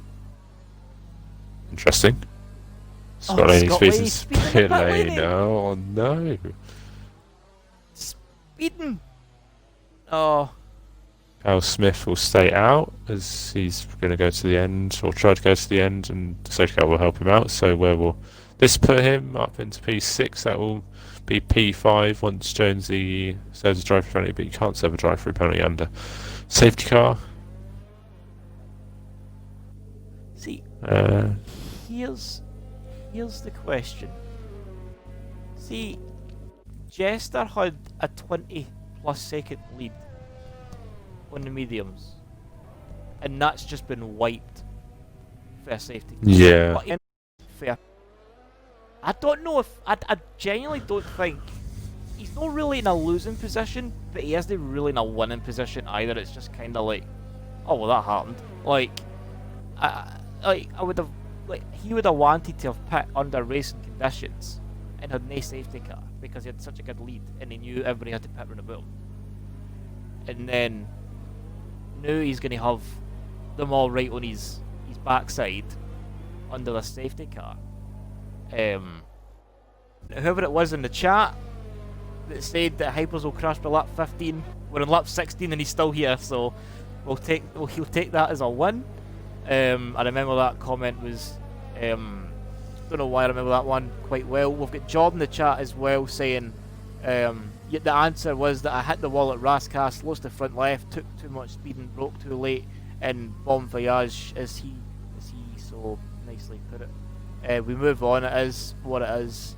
It is what it is. On to next weekend, and so it's just a matter of carrying too much speed into Saint Devote. It's Too not, many. if that's the case. Too many heroics into Saint Devote by the sounds of it. Okay, he's not been listening to our good pal Jeff. No, I guess he's obviously got the damage, and then been qualifying as well. Do the same thing, really ran a bit too deep, so a bit brave on the brakes. Probably didn't know that his car could, or probably trusted his car too much and thought it would slow down. Easy mistake to make at Monaco, and I'm sure he won't be the last person to ever do that. It's just unfortunate that his car DNF'd and he won't take any further part in this race. I'm sure he's had good pace this evening. It just unravelled, unfortunately for him. But hopefully he can next week even stronger.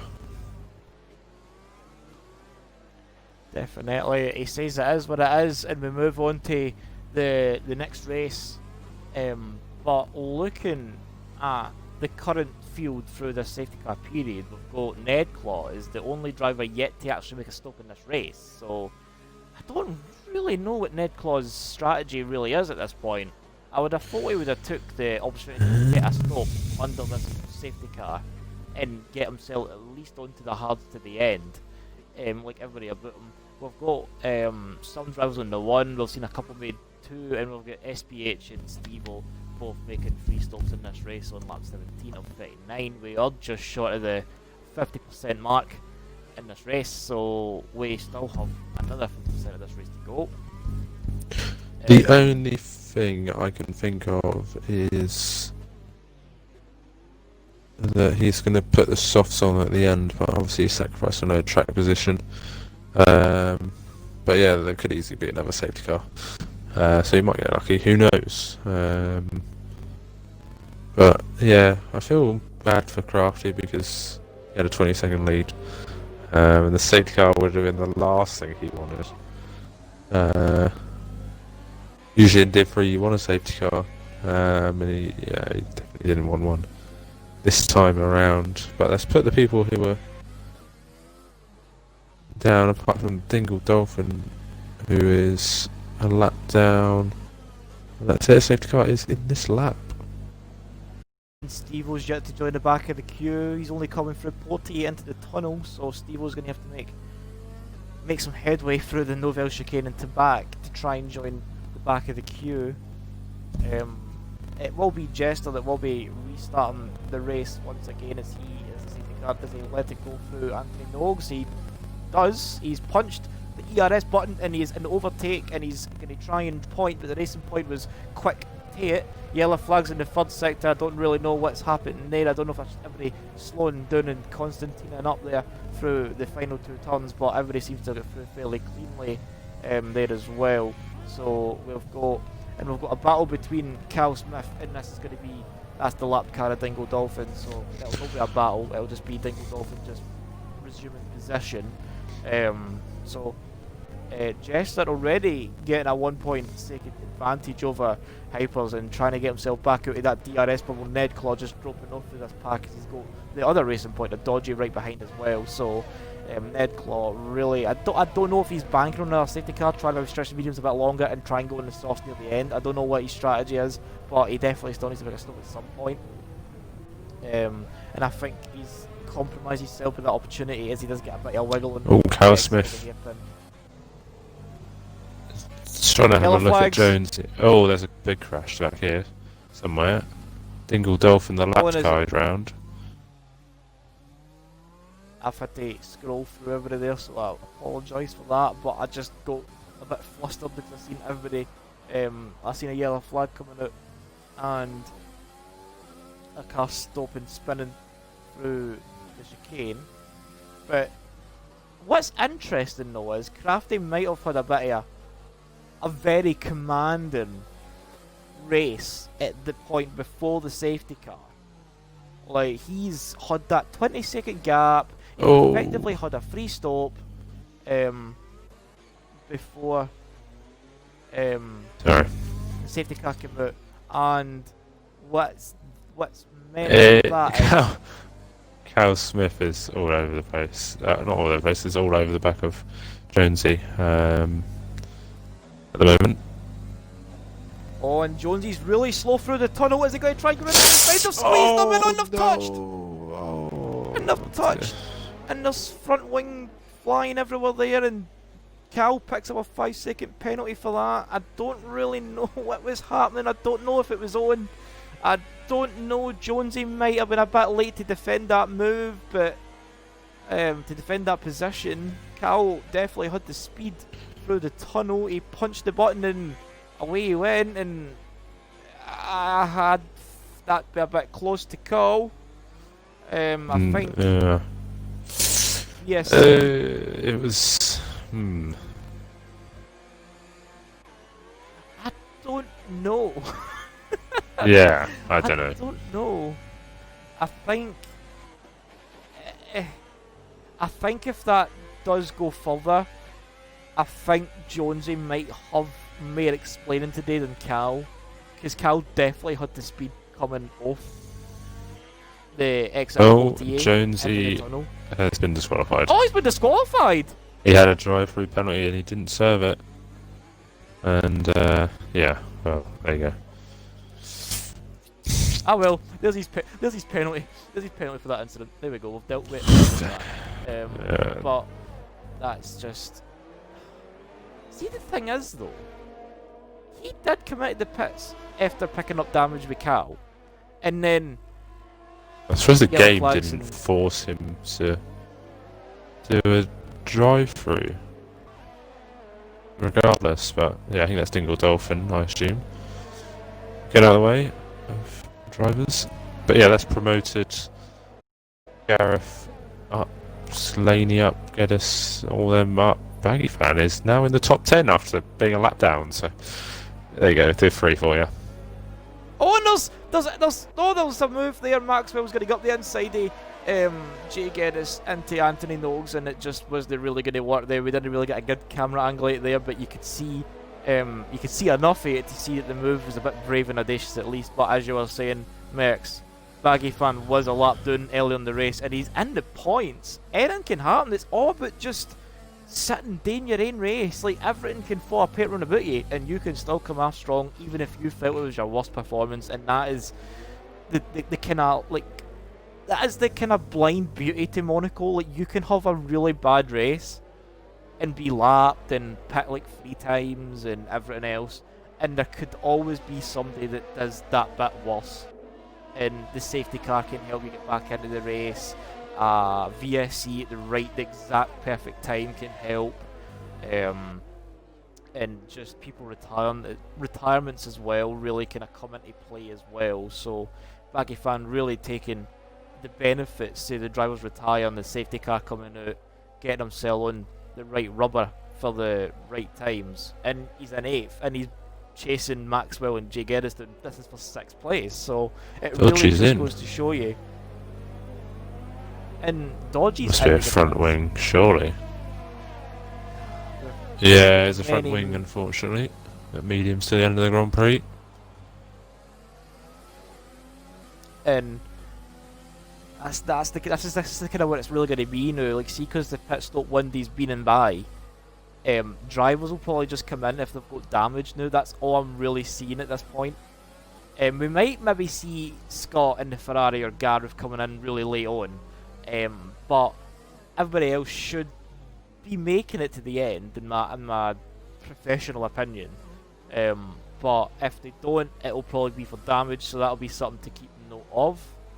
And what's interesting is we've not really been paying too much attention to it, but we've got this battle for the lead going on between Jester and Hypers, and this really wouldn't have happened without the safety car, in all fairness. Like, I mean, you can probably, as a neutral and as a spectator, and even as a commentator, you can give the race the benefit of the doubt in terms of the safety car coming out, because it means the battle for the lead. But the only person really that didn't want the safety car, as you were saying earlier, was Jester, purely because he had that dominant lead. He had a free stop of everybody, and I don't know if Hyper's picked up damage there. He looked really wiggly through Massenet into the casino square.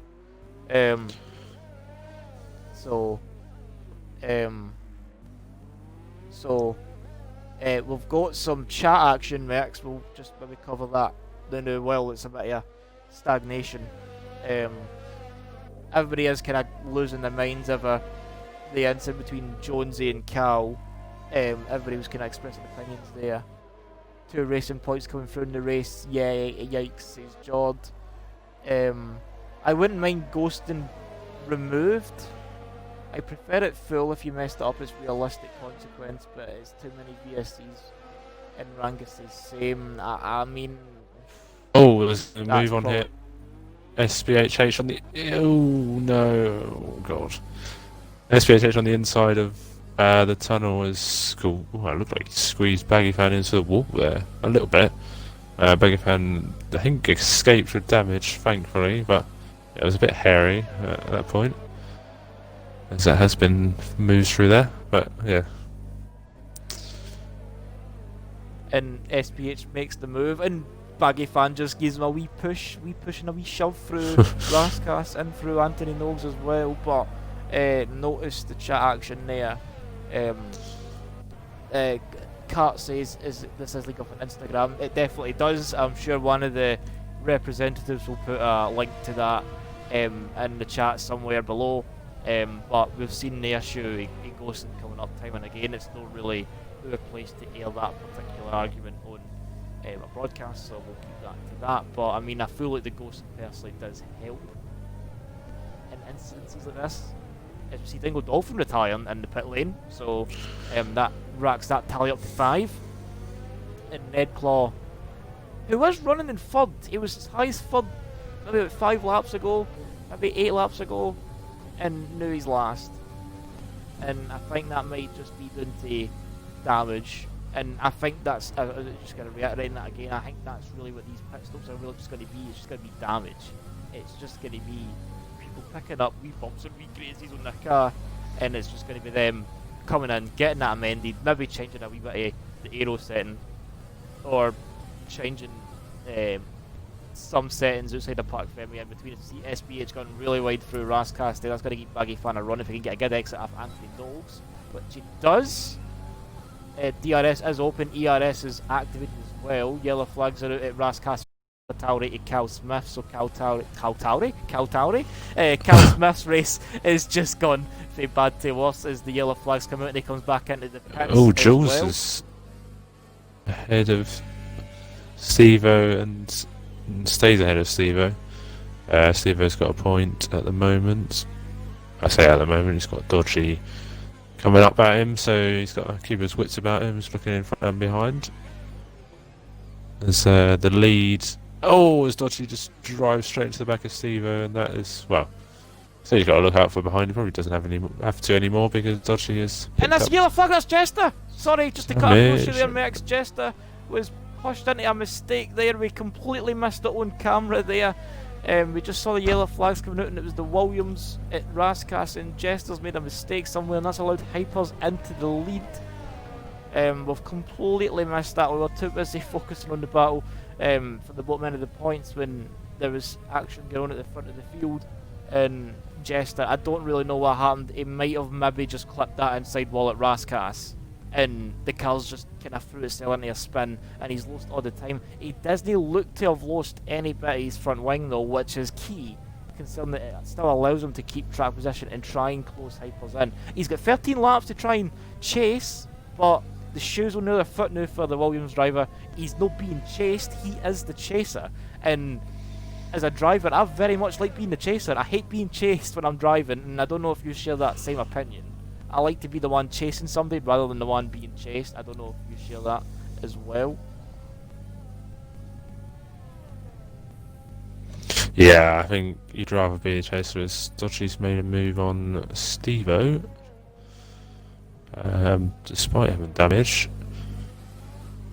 But yeah, obviously the pit stop for Dodgy didn't help. He was on for a good race. As Jules and Baggy Fan going at it, and Baggy Fan's made a move through the tunnel, so Jules may have made a mistake somewhere in there. But yeah, Crafty's got a lot of work to do now if he's going to take the lead back. And Baggy Fan as well is another driver we might have to give recognition to. Jay Geddes comes in, so Baggy Fan is going to get up to 5th if they're being lapped. That's quite the story considering the race he had at the start in comparison to the race he's having right now.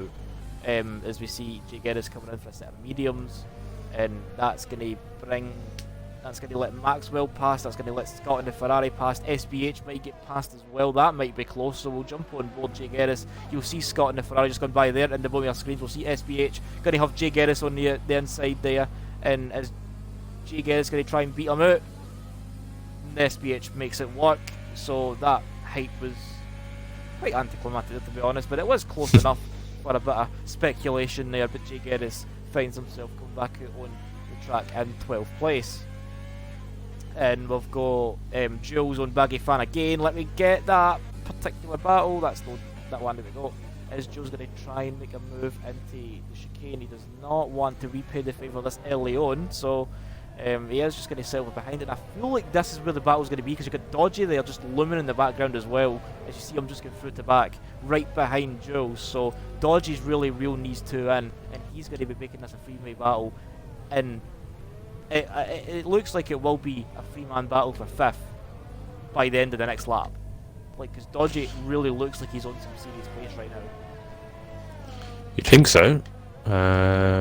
Dodgy has got damage. I haven't said that, so he'll find it hard to make his way past, but the damage doesn't seem to be hampering at all. But yeah, I have to give it to Baggy Fan. You could have easily given up, but this just shows you should never give up, because it isn't over till the Fat Lady has sung, and the Fat Lady hasn't sung it just yet for the Williams driver, and yeah, he's doing well. He's come back, and he's still got a little way to go. But it's been a good performance nonetheless. He can be proud of himself. As Jules, I think, is going to shape up for a move though. He's going to go for the inside or the outside. He has look. He goes down the inside. Can he make it stick? Baggy Fan makes an excellent defensive manoeuvre and keeps it ahead. Brilliant defence there for the Williams to just keep it running the outside and just manage to keep the place. Jules he's just brushing the wall. He's kind of basically dancing with death at this point, as we just see him kissing the wall here and there, and I think that was a kiss too hard, as we see him coming into the pits, and it's going to allow Dodgy to come up to the Williams and say, right, if Jules can't get by you, I'm going to try to get by you. And Baggy Fan was making a flag, as we see yellow flags for Cal Smith. Get lapped. And he's been lapped. I think that's the proper punch to the face for him. I would have said something else, but for the sake of professionalism, I went for the one I just said. But I mean, like, Cal Smith's really just had. It's not just one of these slow, steady declines. It's just been a rapid drop. It's just been so quick. The decline has just been so rapid and so unexpected. We haven't really seen it. We didn't really plan on seeing it, and it's just went for one thing after the other, and it's just been this big snowball effect, and it's really just not been the race that he deserved after that strong qualifying. But we've got Maxwell going to go around the outside of Steve-O into the chicane. Steve-O breaks early and just says, Maxwell, mate, this is probably no me. I'm just going to let you have it. I don't want an incident. And Maxwell makes the move work round the outside. You can see the Mercedes driver. He does drive for McLaren, but he does drive the Mercedes in this one-half exception. He just put the brakes on that bit early and just wanted to make sure he was going to avoid making any contact with the Red Bull and just let him go around the outside. Clean move by Maxwell. Steve was actually into the pits, so I don't know if he had already sustained some damage by that point, but he is in the pits and he's going to put the soft tyres on. So I think Dodgy's in the wall. Dodgy's turned in too early in the casino corner. And that, yeah, well, that's Kaylee's chance, and that's a virtual safety car, probably for the debris. And Dodgy has just really no been at the races. Steve will pick up a penalty for warnings. But let's, like, while we're under this safety car, this VSC period, we'll look at the stops that drivers have made. We've got the top three on the one-stop, so it was Hypers, Jester and Gareth. They're on the one-stop strategy. They have all made their one-stops work. Scott Laney, Baggy Fan, Dodgy, Maxwell. Dodgy will arguably be making a third under this caution. So he'll be getting up to 3. We've got Ned Claw and Jay Geddes on 2. We've got Scott on 3 in the Ferrari. We've got Baggy Fan and Dodgy coming in. Both of them coming in, so Baggy Fan sacrificing track position for fresh tyres, or has he got damage? Has he got damage? As my telly says, he's got damage. He's getting his front wing repaired. And then you've got Jules, Steve-O and Cal all on a 4-stop strategy. And then you get SBH at the bottom and the last of the remaining runners on a 6-stop strategy. And 6-stop strategy, yeah, that is. I'm sure he's been lapped at least once. Who's that? SBH. So Hypers has now lapped everyone up to Maxwell. So the top 10 are the only ones on the lead lap. Right. So as lap. Yellow flags.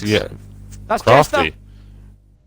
It is. Oh, he's in the wall. Oh no. That means it's going to promote Gareth when he comes through. Yeah, and There he Gareth goes is. through. Maybe, I mean, Scott Laney will probably be up there now. He was a long way back, but he's going to be up into podium position. The two Scots, by the way, I haven't. Well, I haven't really mentioned them at all. Scott and Scott Laney. Yeah, we haven't mentioned them at all, and well, they've had a quiet race of their own. Jake Ellis as well. Nedcore with a comeback drive.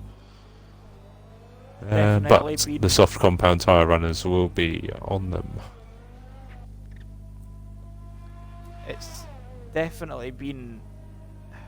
It's been a very topsy-turvy race, and I mean Scott and Scott Laney have done exceptionally well with the situations they've been in. Just looking at the position changes, Scott Laney's up 6. He did start just in the inside of the top 10, and with Scott that started 13th for the Ferrari. So they have both Yellow made flag. exceptional gains, and they've really took the chances they've got by the horn, and they've just went with it. They've literally took it and ran with it, and it's worked. It's the same for Jake Geddes, and it's the same for Ned Club, both up 10 places respectively as well, as they were at the back of the field, and now they're in the top end of the front field, the back end of the front field, or however you want to say it. But that's your position changes there. Oh, that's Yellow someone flags off, I think. and that's Cal Smith. Cows. Car resetting. He's just come out of the pit lane as well. Oh, it's just gone really bad for him. Feel sorry for him as well. Obviously you don't get points in qualifying. He kind of wishes you do, but unfortunately you don't. And it just hasn't gone well at all. It's definitely not been one to. It's definitely not been that race to write about. It's been quite a quiet race. It's just been. See, the thing is, it was running so well for the drivers, and then it was just for the drivers that have made more than, I'd say maybe more than 3 stops. It's just been a snowball effect of just picking up wee bits of front wing damage, whether it's after the driver in front, or whether it's after the Armco, or if it's a spin somewhere. Yellow flags, and that's SPH. Are we going to get a late safety car in this race? Is it going to turn the race on its head? It is at the swimming pool, so it is right on the racing line. I'll just quickly jump on board with Jester, who will be the first person to come up to the point of contact. Oh, and he's right on the racing line. He's going to... Oh, his car's disappeared. And we're back to green. So the marshals of... I guess so. They've just... Teleported his car out, I reckon. The marshals have just waved to the folk on the boats in the marina and just be like, right, troops, we need your hands here. And they've just made quick work of the car there, as I think Jules gets a wee love tap with Baggy Fan behind. And we've seen Jay Geddes back into the pits as well. So this is the battle for 6th place. And it's between Nedclaw leading this train, Jules right there on the soft tyres, Baggy Fans on the soft tyres, Dodgy's right there on the soft tyres, and Jay Geddes had just nice train. So he had just been in this train, and now he's just back where he was just a few laps ago, just outside the points behind Steve-O and Maxwell, and I think Cal still is running. He is just coming through the back, we see on the map, so he's just really had a good race. So I say, oh, look at Ned Claw in the wall there, we've got Ned Claw in the wall. Oh no. And I think he just lit it up on the exit of Portier, and the wheels just dropped, and the car just was sent spinning into the wall, and that's disastrous for the McLaren team there, and for Ned Claw as well. He was running in a very healthy points position, and he has got no front wing, so he's got absolutely zero, zilch, nada for downforce, and he nearly just rips the front right off for good measure there as well. So Ned Claw really will be coming back in to get a front wing pit on the back of that McLaren. Yeah, well, so we've got Jules versus Baggy versus Dodgy. Sounds like a interesting drama. But that's a yellow flag, and I don't know what for, but yeah, it was yellow for. Dodgy is lagged, and I don't know what's... Oh, Dodgy's lagging... well, I don't know what's going on there. Dodgy just lagged all over the place. Um, it looked like it looked like it was just following Jules through Maribou, and then he was driving down to the chicane, and then lagged back, and then was doing it again, and then lagged back again, and then he spun, and I was like, all right, well, you do your game, but that's really not going to sit well with the racing point driver, so that's definitely going to just ruin his race again, as he's picked up more damage, as you can see through to back through the swimming pool. Can you see the front end of the car? No, you can't. Well, we definitely can. He's got some damage on there. We've seen the front wing being broken into bits, and there is some carbon fibre still on the circuit. So, thankfully, the settings don't allow drivers to pick up punctures. And he's just gone with. I mean, see, in fairness, he's got an 8-second buffer to Maxwell behind in 9th. There is 3 laps left. He doesn't really seem to have. He's only lost his front right end plate. Like, it's like probably like when you're a driver, you look at the wing and it's probably like a yellow, because he's lost his right end plate. So he's not really lost a significant amount of downforce. He's really going to struggle through the left-handers though. So like the Lowe's hairpin, Tabac, maybe Massenet at the top of the hill. They're going to be the turns that are going to be proper tough for him. So that's where he's probably going to be slowest. But the driver behind him, actually, if you're looking at the map, the driver that's behind Dodgy on track is his teammate. So did he get lapped? One way to. He's about to be lapped. His teammate is probably 3 or 4 seconds behind, and if he is going to try and nuss this car home, he's going to see his teammate coming by, and he's going to have to go to the light. And I think that is one way to assert dominance at a team, is to lap the teammate.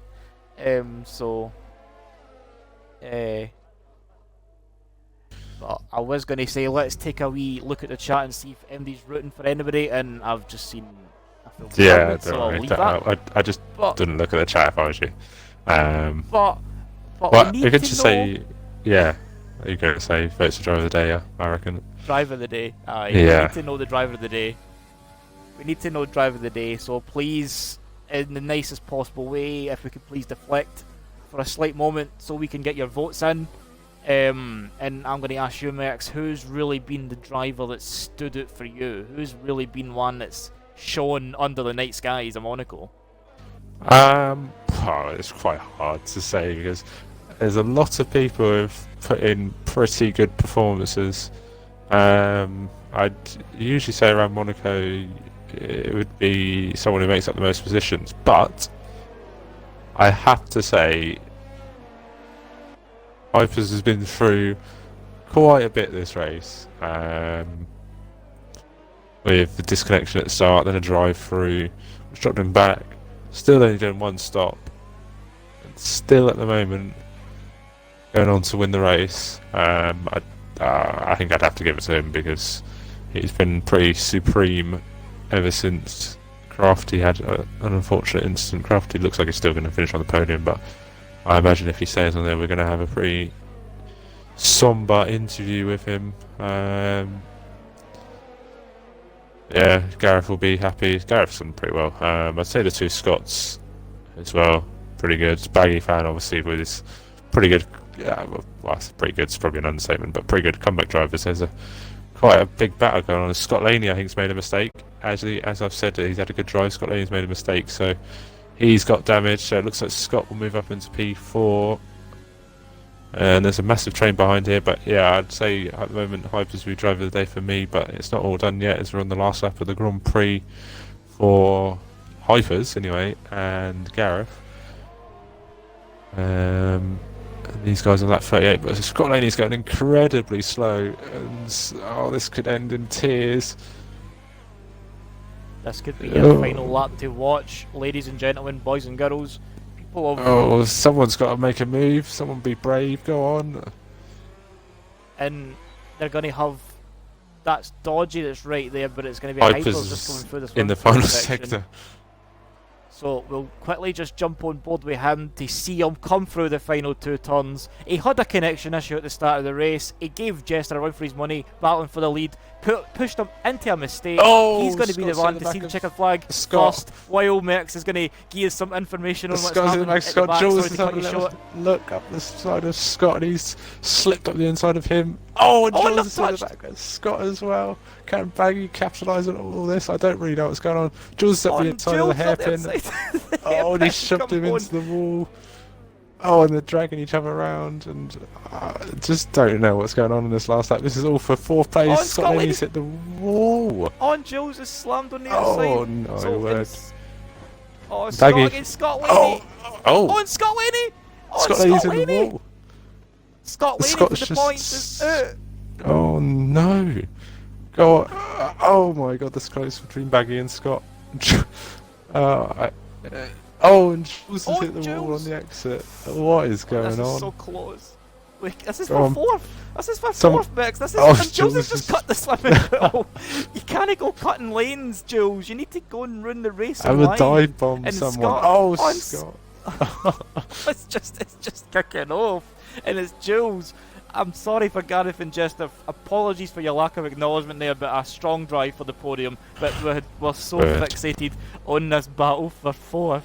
And I don't know where anybody finished in the end. Well, it's just made me jump onto Baggy fan, and it's took all the telemetry away from me. So I don't really know what happened. That was just very on the nose for us, as we see Hypers take the top step. Blonde kisses to the crowds who are standing on their balconies in the night skies. The temperatures are cool, and he was definitely cool under these conditions. Was one to hold his nerve, and was one of the few drivers to only make the one stop in the race. So that's probably another big feat in his cell, as he is joined on the podium by Gareth and Michael Schumacher there, as you see in the Williams outfit. So it is Crafty's Jester there. They are your podium sitters. Hypers, we will get the driver of the day once we do the final results, which we see Hypers there. It wasn't quite lights to flag, but he did still end up finishing where he started, which is a strong showing for him and for Racing Point. Gareth, after a 5-place grid penalty, saw him start P9, ends up on the podium in P2. And Crafty's Jester, a couple of mistakes near the end of the race. He was leading for so long, had a very comfortable lead before the safety car came out, ends up finishing on the final step of the podium. Jules ended up winning that battle for P4 on the final lap there, at the expense of Scott Laney, who did retire. Dodgy, free stops, ends up finishing 5th on the day. Scott, another strong showing there for Ferrari in P6. Baggy fan, after being lapped in the points, 7th place for him. Scott Laney did retire on the final lap, so he does get 8th because he did finish on the lead lap. Maxwell and Jay Geddes rounding out the top 10. They were lapped. Steve-O just missing out narrowly. Ned Clotton, the other McLaren, just missing out. Cal Smith, the last of the runners in his race, was just in the nicest. It just went from bad to worse. I don't want to be back at this track ever again in my life. That is literally how his race went. So they're going to try and get the podium sitters in. I'll do that in a second. I was just looking to see who driver of the day was, but yeah, don't know. Did you get any votes? Gareth, I think, got it in the end. Right, who have we got here? So we've got Hypers. Invite to party. Who? Gareth ended up finishing second. Gareth. Where's Gareth? Here. And third was Crafty, yeah? Aye. Okay. I missed the rest of the order, but yeah. I think Gareth ended up getting driver of the day, so yeah. Okay. I think I'm seeing votes for Gareth. We did see a couple for Hypers as well. So we've got a couple for Baggy. But I think Gareth does weigh his support. And we've got Jester just pinning the chat saying back markers really need to pull over, so maybe he's got a wee piece to say on that in the interviews. So very much looking forward to seeing what he's got to say once he joins us. Has he not joined I don't think so. No, let me just check. I'm in. Oh, is he? Oh, just seen your message in the Discord. Some. All right. No.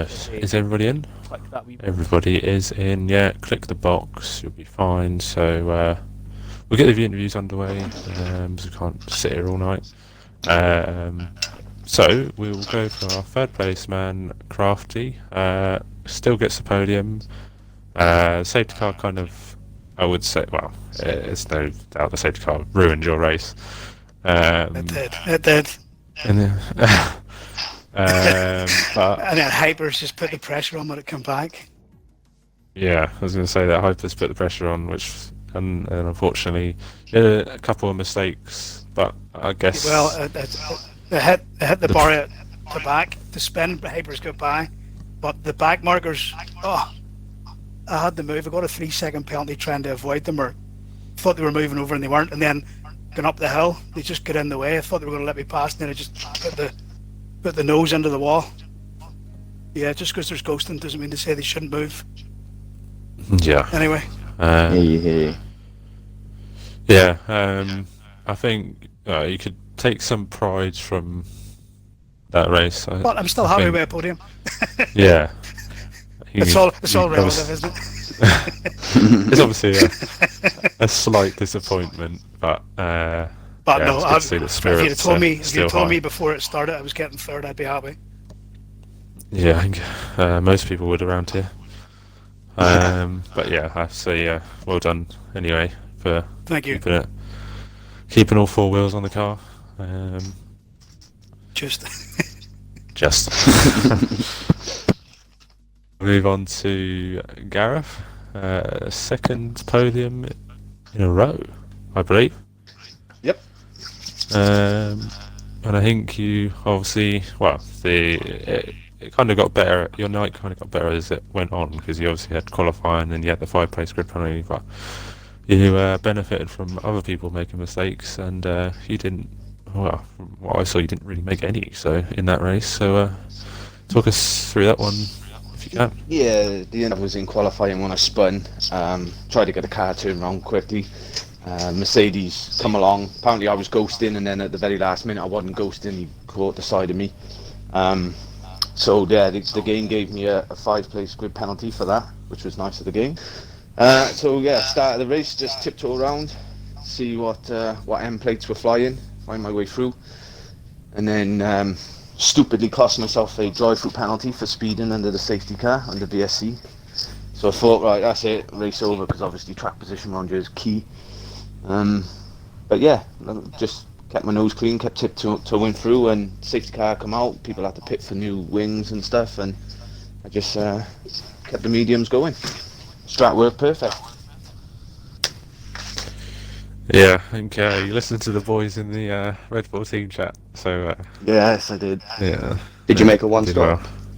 Yeah, one stop, and I got a yellow wing in the end, so like the nose was just really giving me so much trouble. Yeah. That mean I had the same. I had double yellow. I wonder why we were stuck at about 16 seconds. I was expecting to see sort of come up steaming behind me. Yeah, I couldn't. It just wouldn't grip. Yeah. Hear you. Yeah. But well, second around Monaco, it's not the worst thing in the world, is it? I take finishing at Monaco, to be fair, so to finish and be in the podium is great, you know, and congratulations to the other lads, you know, it was a good race. Yeah. For everyone who finished, you know, it's a good race if you finish. So Gareth plays with very little assist or no assist at all, so going around it with that concentration is somewhat an impressive feat in itself, let alone finish on the podium. Oh, cheers, mate. There must have been some clicking going on at them gears tonight, Gareth. Yeah, I got arthritis kicking in.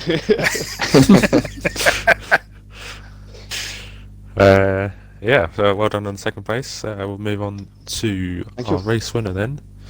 I think every time, well, it seems like you miss races. Obviously, you haven't made every race, but you turn up to races and then seem to just pull it out of the bag. I mean, it was a pretty rough start. Yeah, that as well, but you recovered from that quite well. and had a drive-through as well to boot. Yeah, trying to scramble to get my internet back up and running. Literally, as the formation that's coming, I'm screaming to people in chat, "Are we going? Are we going? Where are we round the track? Where are we round the track? I'm coming." But no, yeah, it was a case of keeping it clean. Going on a lot of time stopped behind Jester after the safety car, just sort of waiting for a moment that I didn't think was ever going to come. To be honest, it just looked like we were going to follow each other around. I looked a few times at maybe taking the dive bomb down into the bus stop, but it was never really on there, not getting the traction out before the tunnel. But then I suffered a bit of wing damage towards the end, so I did the last 9-10 laps on yellow wing, and just had to nurse it home. Yeah, I think you summed up quite well there. Yeah, but it was a think- decent race. Yeah, I think you can always cherish a win around Monaco. That's for sure. Just Is a that shame I win couldn't number make that whole Grand Chelem. Grand Chelem, is it? Grand yeah, Chelem? that. Yeah. I had no we'll call chance that. by the end. Yeah, I didn't see Yeah, picked up win fastest two. lap actually. It was what was the guy who was behind me? No, he was started second. Maxwell, was it? Maxwell. No. No, started second. Oh, Cal Smith, yeah. Carl Al Smith. Smith. Yeah. Yeah, he was quick. Yeah. He was unlucky, I think. I think I'm unlucky today. Yeah, Race there was was. snowballed. Like Yeah. it was just one hang after another, and it was quite sad to see, like, because he was really quick in qualifying, and like we were like sitting discussing like who was going to get pole, and like we were quite like, I mean, no like doubting his ability or like discrediting, but like he was like, a really strong shout for pole, and like it was just kind of like. Well, he could be like a serious shout for like at least the front row, and then he was. And then when the race started, it just kind of seemed to the only way he was going to go was backwards. So Yeah, I think we had a definitely just. Oh, sorry. we had a lucky week with sort of a lot of people missing, a lot of fast like Craig. Without Craig here, we're looking at someone who's quite experienced and would have been up fighting for the top, which just made our life a little bit easier with those guys missing. I think it was a good chance for people to again get some good points today. With a lot of the faster drivers off. Aye, no, it really did just come down to a matter of just how many times you had to drive through the pit lane and it would get you strong results. And luckily for you three, it was the too many. So just want to pass my congratulations on to the three there for that. Yeah, I mean, I was Thanks, tempted guys. at the end. I was looking at where we could, if I could come in and come out in front of Gareth, but I didn't want a chance to overtake on with 2 laps to go. It would have been a great show, but I'm fresh I tired. was hoping but, the yeah, two thank were you. going to try and fight. Another safety car to close it up again. I was gutted when I seen the safety car. I was 20 odd seconds in front at one time, and then bang. Yeah, no, it was fun. Good race, absolutely. Agreed. A cheery Wine to podium celebrate. it is then. Definitely, it's where he's happy to take a decent haul of points for themselves and for their teams respectively, so we can pass our congratulations on to the three here in the podium booth, if you want to call it that. Just want to nominate Gareth as well, because I think he's got the driver of the day. In the I'd chat. 100% Like, there was agree. quite a Oh, lot nice. of- Well done. there was 100% quite a lot agree of- with that. Congratulations. 100%.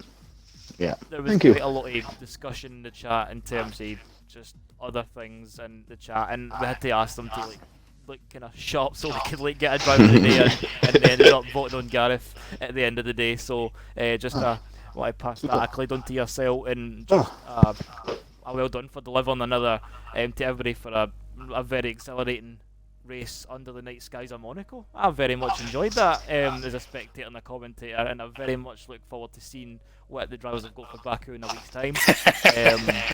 So just like one street circuit to the next, and then very much look forward to that. It's not my personal favourite. I would much rather skip that and go to Canada if I could, but I mean, you've got to do the calendar, so no other way about it. But I mean, no, just want to pass the congratulations on again. Just want to thank everybody for tuning in. We were at a decent amount of viewers there, so I hope to see you in the next stream for Division 3 in a week's time in Baku, and we hope to see you for the elite race around Monaco for the final time this weekend before we move from Monaco to Azerbaijan. So just going to round out with that. Well done again, lads, and we'll see you in the next one. Thank you.